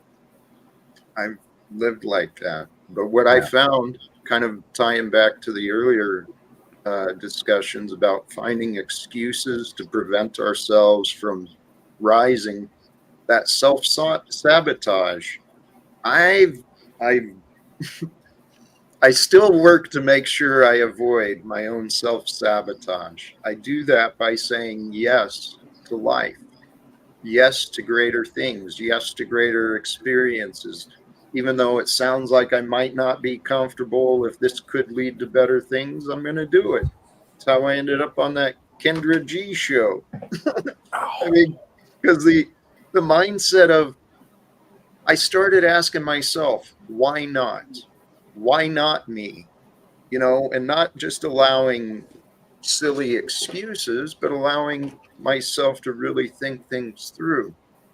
Why couldn't I find a way, trying to share inspiration and encouragement? Why couldn't I find a way to make an honest living this way? The world is looking for encouragement and inspiration, but there's a lot of them out there doing that. So I don't know. I think the world is kind of looking for somebody with results too, because I mean that has to be that's like a big part of it. Let's be honest. Nobody's listening. No, I don't see anybody running to the guy that doesn't have anything and has got a lot to say. Let's just be honest. Yeah. Hey, People. Is I don't know if it's subconscious or what, but people are looking for results. By proxy or some kind of way to understand. Okay, this guy knows what This guy knows what he's talking about. Other than even, it doesn't even matter what you're saying. Before you even get to make your point, people are already looking to see, hey, does this person have the results, right. that I Yep. or that I'm So, listening to them to try to obtain. And so if you should They they don't have, shit continue? reliable. Yep. Well, see, so if you that's don't have, right. go ahead. That's exactly what the world is. And that's exactly what I'm trying to help people to see, is that appearances can be deceiving. And if people would listen to me while I don't have the results, obviously, everyone wants to fucking bring that out and make sure, yeah, Jack's got no results. If you actually listened to me and then we just pointed to the people I learned from, you can see that what I'm saying aligns with proven strategies of success. Why I don't have these results, hey, praise God, I don't know. I'm doing something wrong, obviously. But the egoic mindset, that's the fleshly way, that's the worldly way that literally keeps us prideful and afraid and arrogant, and then we're so busy competing with our opinions and disagreements, we miss out on the blessings of life. Right. I know for a fact, like it was times when I didn't have anything. And at that time, I could listen to somebody else that didn't have anything and understand what they had to say. But I, how can I say it without just, Farther I'm removed straight from it. up. It's as far as long as I've been trying to move forward in life, financially or whatever you may call it, or just be have more prosperity. It's harder to listen to people that don't have it. All right. And like I said, I've had some of the best teachers that I've had in my life didn't have anything. Right. And I could listen to them and understand them, but honestly, that takes time. You gotta filter through the bullshit a lot of times. Let's just be honest. You gotta filter through a lot of stuff to get the gems out of um out of certain people at times. Not saying that everybody doesn't have something to offer. I truly understand that people, you don't have to be rich to be able to make a point or have good information that will help me throughout my life. But it's harder to spend time listening to it if you aren't already, because if that's the case, you have to just listen to everybody. And if you want to do the numbers on it, you don't have enough time to listen Yeah. to everybody that doesn't have results. Yeah, you get to the point where you're in a different development, and it's harder to listen to some things because your mind has changed so much that it just makes it harder. It's a natural occurrence. Your mind doesn't work the same way it used to, and it's rose to a different positioning, and it's kind of hard. Like, you got to put effort into listening at that point. It gets really tricky. Listening takes practice, Yeah. but that's what I that's what I learned. I won't disagree. We want to spend our time and energy listening to the right things, but I, everyone is free to do what they want. But the worldly results, that's what I keep getting judged on. I am an honest man who claims to feel heavenly. I don't know how to get people interested in what it is I have to offer. But You don't have to, Jack. Seriously, you don't have to get them interested. It's on them to get interested. It's on you to just put the message out there and let it do what it does. It's not on you. well, I'm trying to find those who are willing. I mean, that's what it's been pointed out to me is I need to go find the willing, those who are willing to receive what I You're have to doing it offer. right now. Well, I don't. How'd you find me? You found an open link. No, I mean, somebody pointed me in your direction, and I was obviously yes. willing to listen because I wanted to hear shit from different people that actually had a different had a different outlook than the typical YouTuber, and that's what brought me here. I appreciate that. Well, and I think I do. My outlook, it's very similar to other genres, but my perspective and the combination of what I bring, it's a little different. I feel like I'm in line with the teachings of Jesus, the Christ. What I think that what I'm suggesting is also in line with what he offered about love one another, love the struggles, love your life, and above all, love God. Oh, I I forgot to change my name. Sorry. I just realized I haven't been. I appreciate that. I was gonna do that earlier, and I figured, I didn't need to worry about it. And yes, people are put in front of you who may be able to help you. This is what life, or kind of, sorry, keep going on, but to swing back to what J Hub was saying, we do want to pay attention to who we are spending our time and energy paying attention to. Sorry about that. Excuse me, but each day life changes, and we never know what someone might say.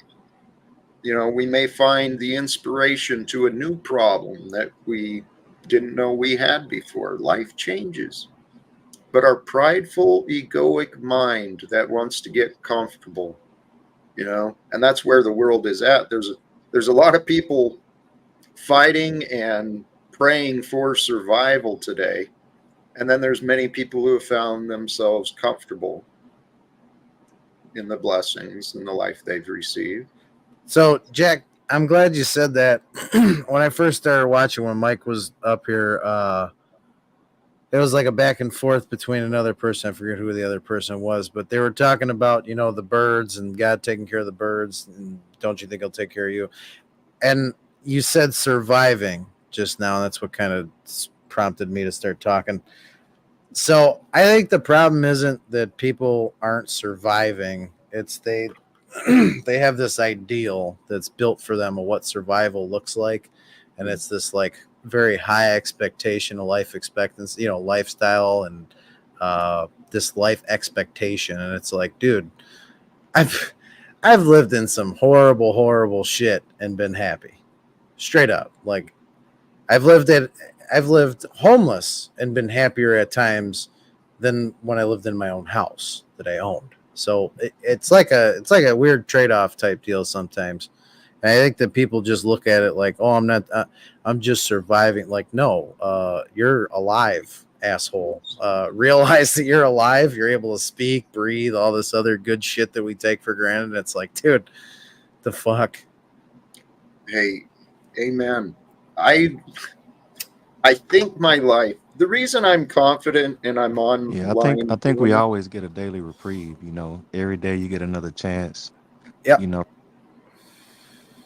you get another chance to make tomorrow better than it was today.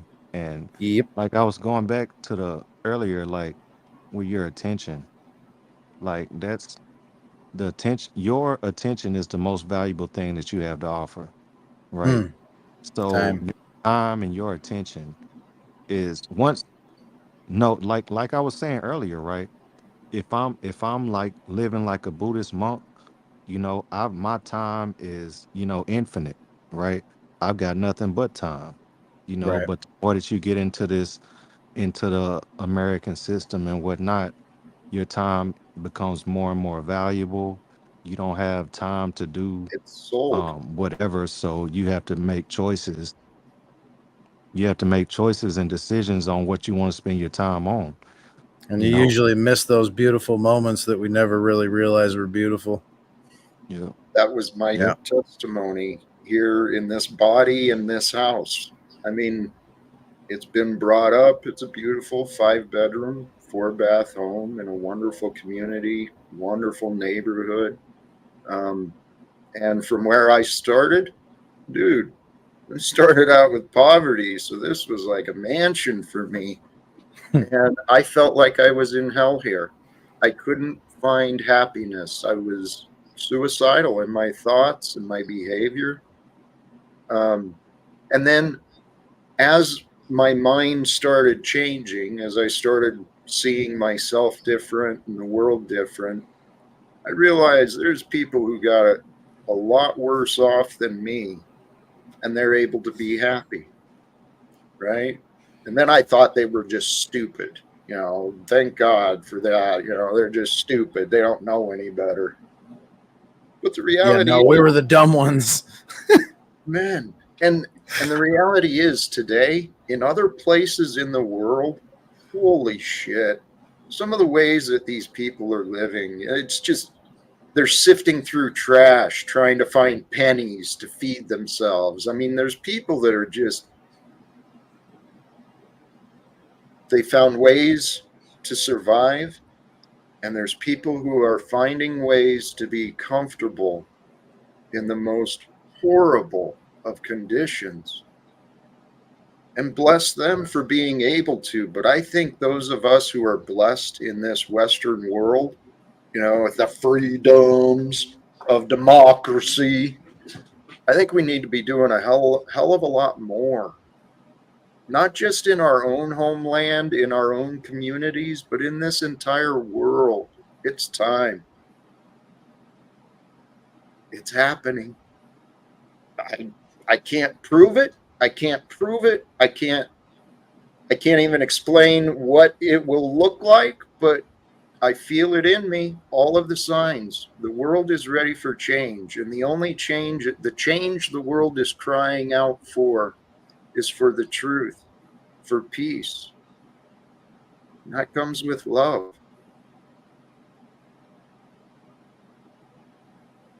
What is love?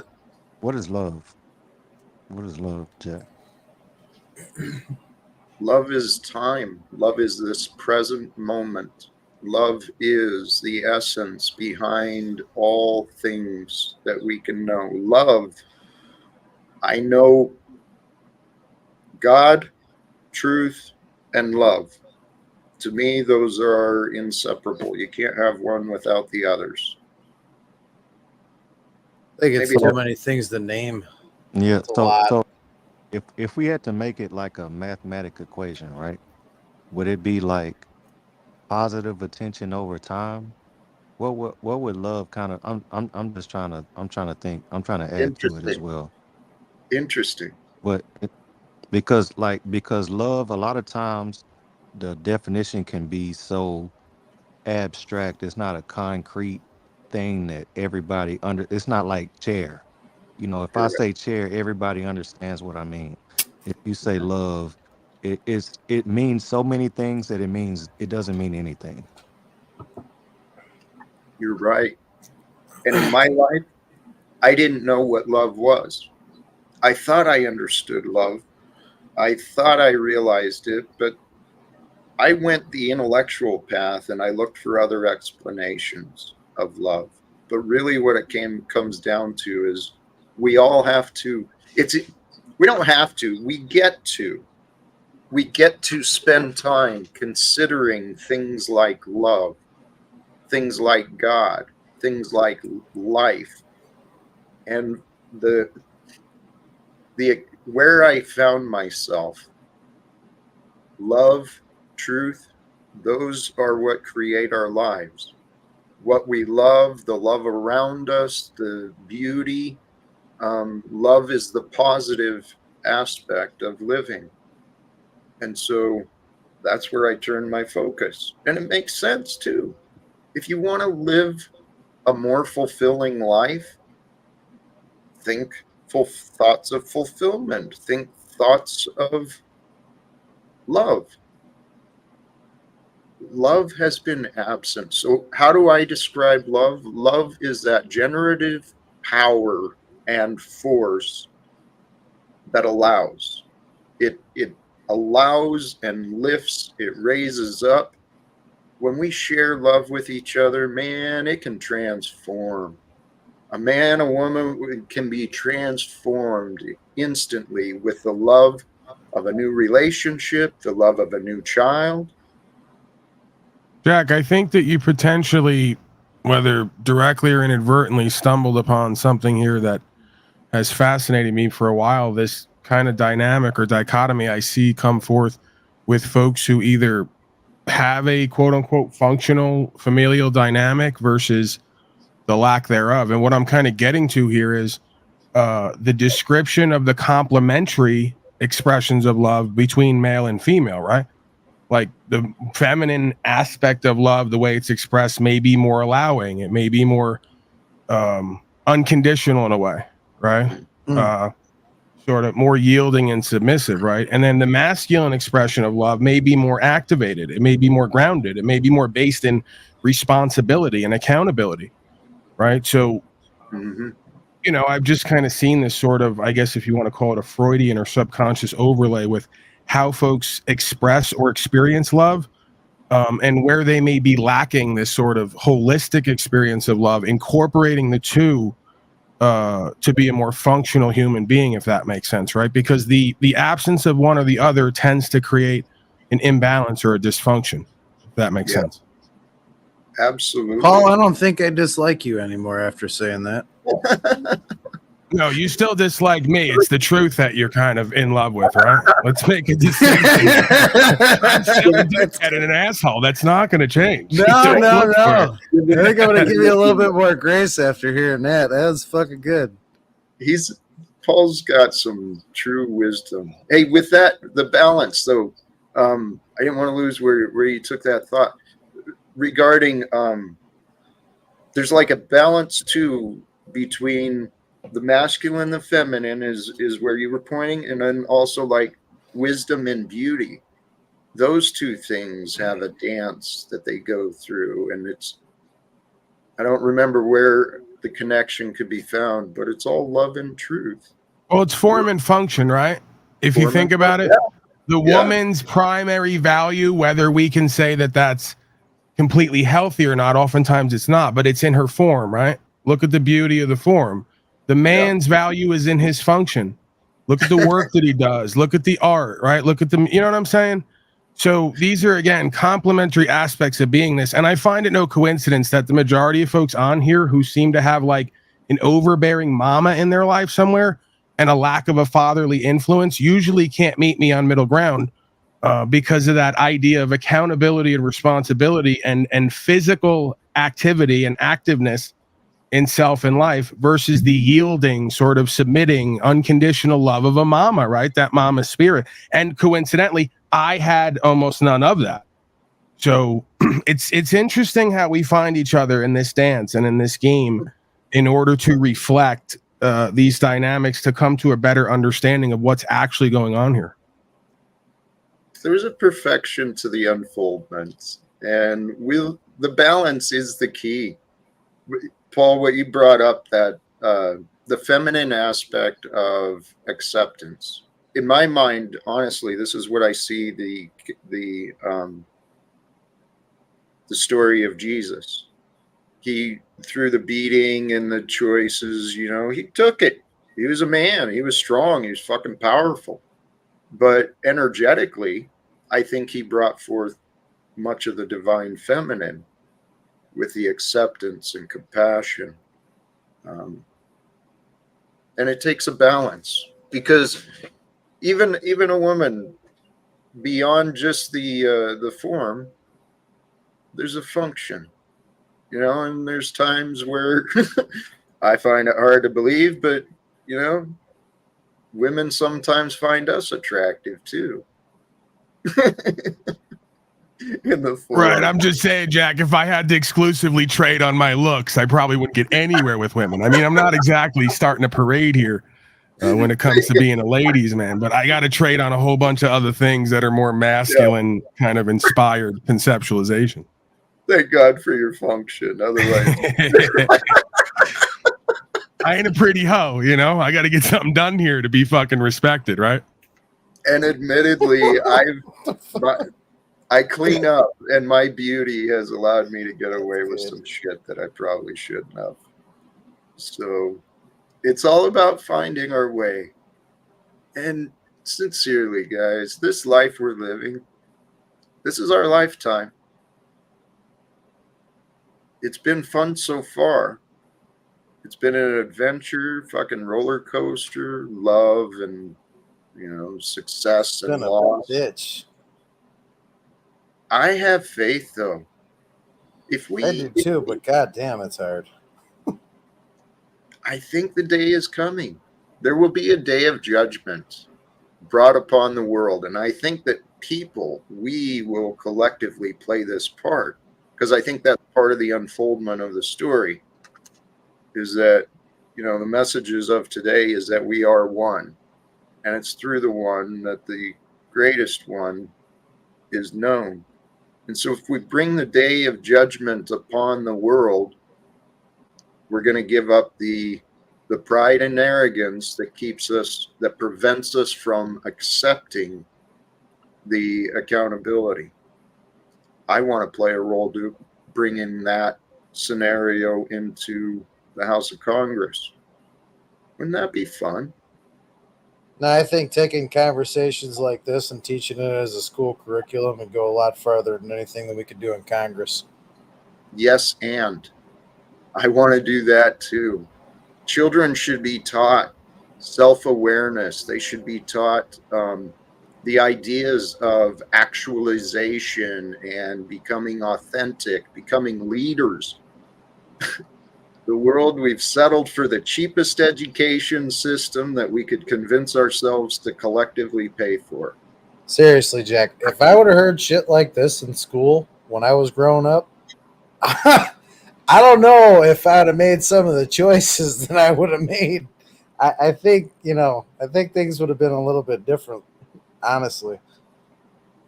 Well, the education system we have was designed for a purpose, but the Yeah, to purpose create of America, workers. what's that? Workers? Yeah. Creating workers. I get it. Conformity and obedience allows the owning class to have control. And the reason it's worked is because people have been conditioned to believe that selfishness is okay, that evil has power. I mean, it's all by a perfect set of manipulation and confusion. But the reality is, evil and money have no more power than we give them. That includes the badges and the costumes of authority, too. Although there's consequences for everything we choose. I'm willing to accept, I have accepted the consequences of my choices. And I'm telling you, I don't like living with poverty. Right now, my results show, yeah, take what Jack says with a grain of salt. But the other way of seeing it is, this is ground floor of starting an enterprise, a movement, a big collaborative effort to share the messages of love and live without fear through the world. I've been looking at the globe. I've been looking at trying to change the entire world ever since in the spiritual path I started really thinking about reincarnation. Because I looked at my life and I had it tough, tough-ish in my life. I made my life tough, but let's face it, I'm a white man in America. And there are privileges that do come with that. So if reincarnation is real, I want to make the world a better place in case I come out brown or black or something else, female, next time. Well, at least you didn't say trans. I'll meet you halfway. You'd have lost me if you'd have said that. I'd have been like, that's it, Jack. I've had enough of you today. Honestly, that's a lifestyle that I've not had a lot of experience with people experiencing that, but I don't understand it. I haven't experienced much of it in my life, but I don't understand it. I believe part of our life path is to learn how to be comfortable in the skin, in the life we've been given. Right. And not only that, but be comfortable with people criticizing you because they're going to criticize you about anything and everything. Get the fuck over what people say about you. They're not that fucking important anyways. Fuck them. Dude, it took me a long time to get over that, to realize that. Shit, I'm still getting over it, Jack. It's easier than we think. The key is don't think about the things that you don't like. I mean, realize they are, but we don't have to give it a lot of power or weight. We just need to take the opinions and the words as information, compare it to the other facts we've got, and go with that. I used to give so much power to authority and opinions. Dude, this was my life past. I didn't realize how afraid I was, how much power I had given opinions. It's crazy. The only thing that matters is what is true. And if we're focused on what is true, fear, it may exist, but it doesn't have to consume us. We can live with love, peace in the present, simply through aligning with that which is true. And the only thing that is true that we can never know is now, the present.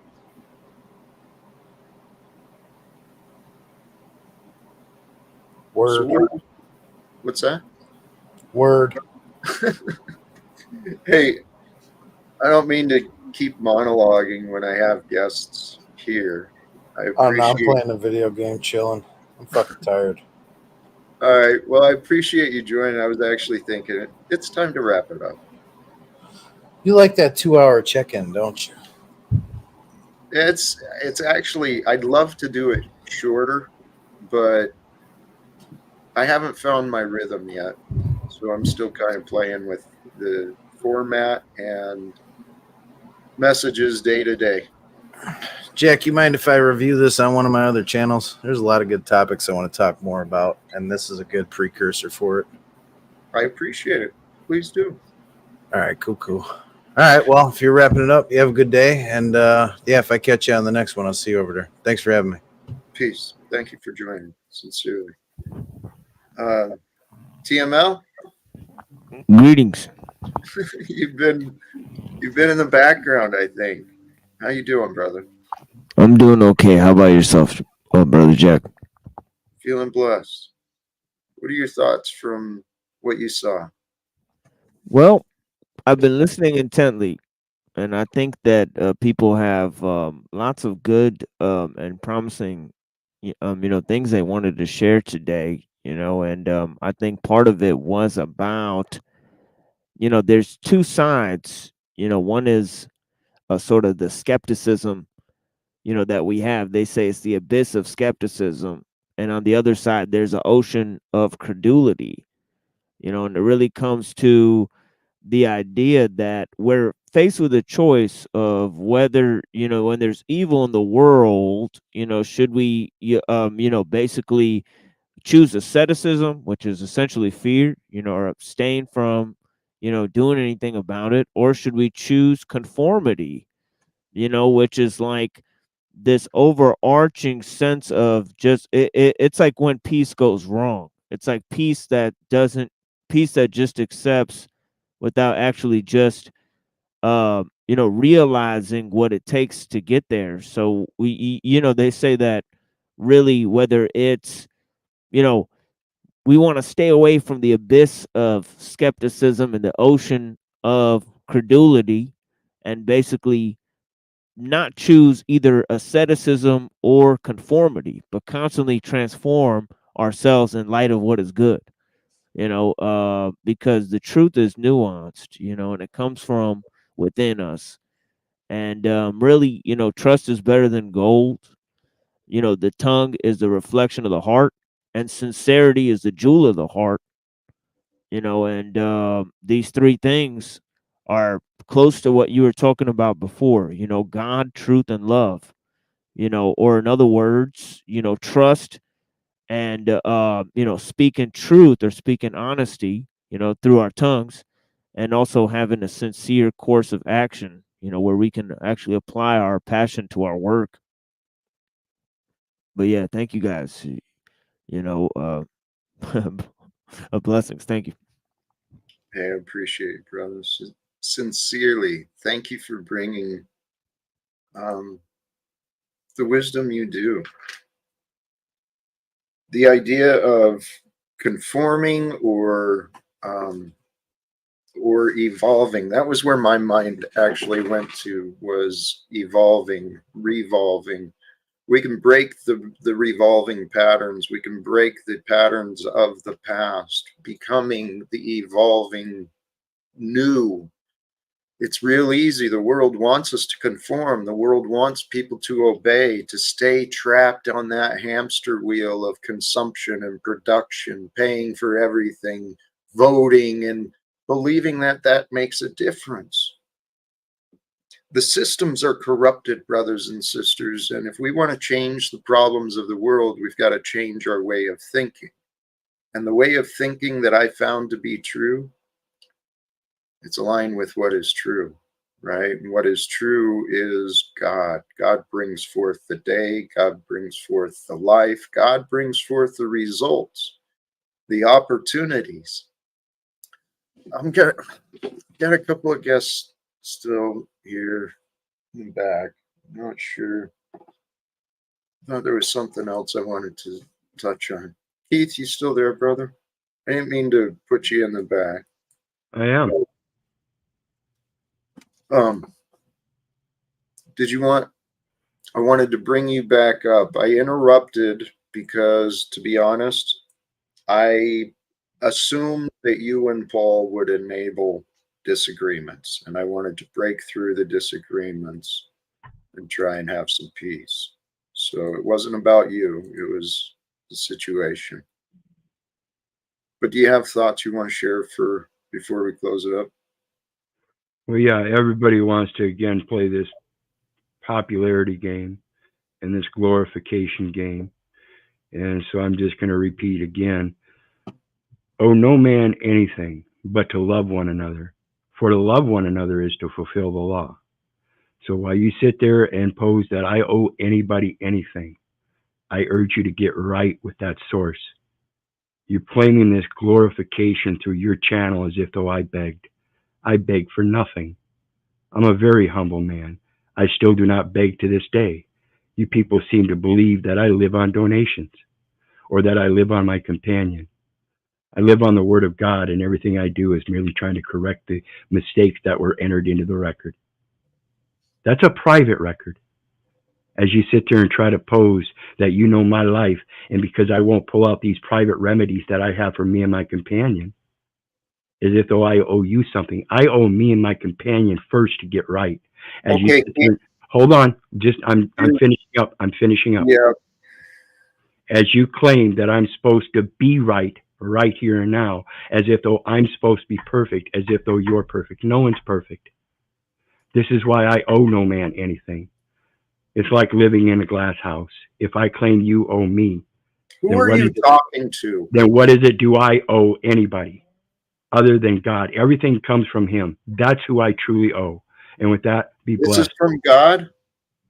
Listen, if you can't understand that, hey, Keith, you're not talking to me. You're talking to people. You're being moved by your emotions, and your mouth is flowing. You say that you're one with God. Well,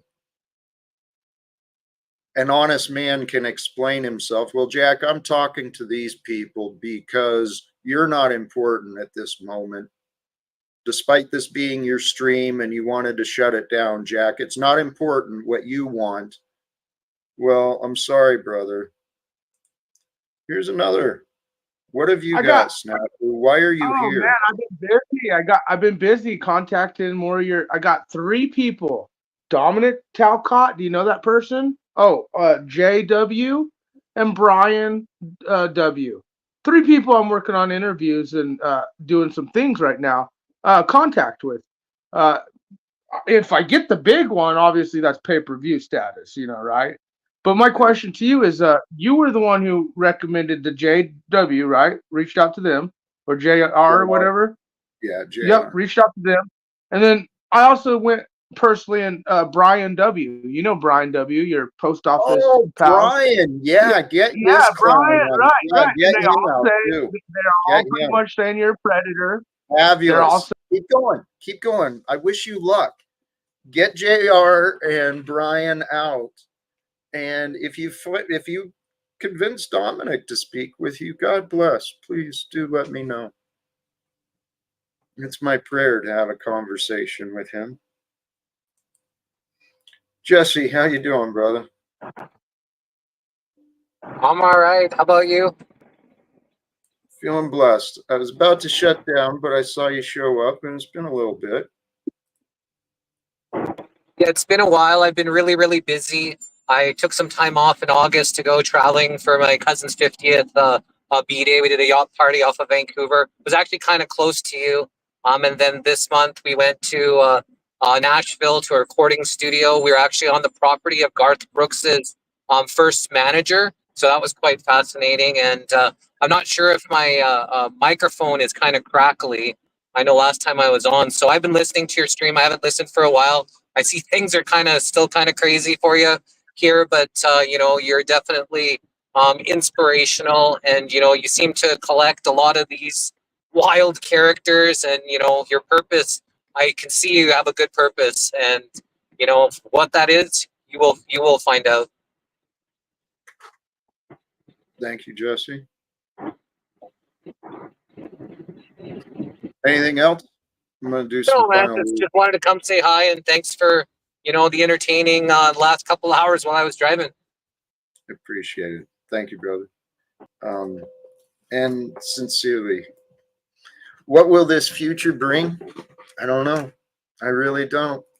But sincerely, brothers and sisters, for all of you who did join in, shared your contributions, whether it be financially or in your presence with the conversations, the chats. I hope if you found encouragement, inspiration, or enjoyment from today, please invite others. Help this to grow, this Talcottian adventure, this life. Brothers and sisters, I have no clue what the future's going to bring for me or for you. But what I do know for me is I am filled with hope. I'm filled with excitement. I'm filled with anticipation about the probabilities that this world is about to change. And where my future goes, well, I said earlier in the stream, God controls the results.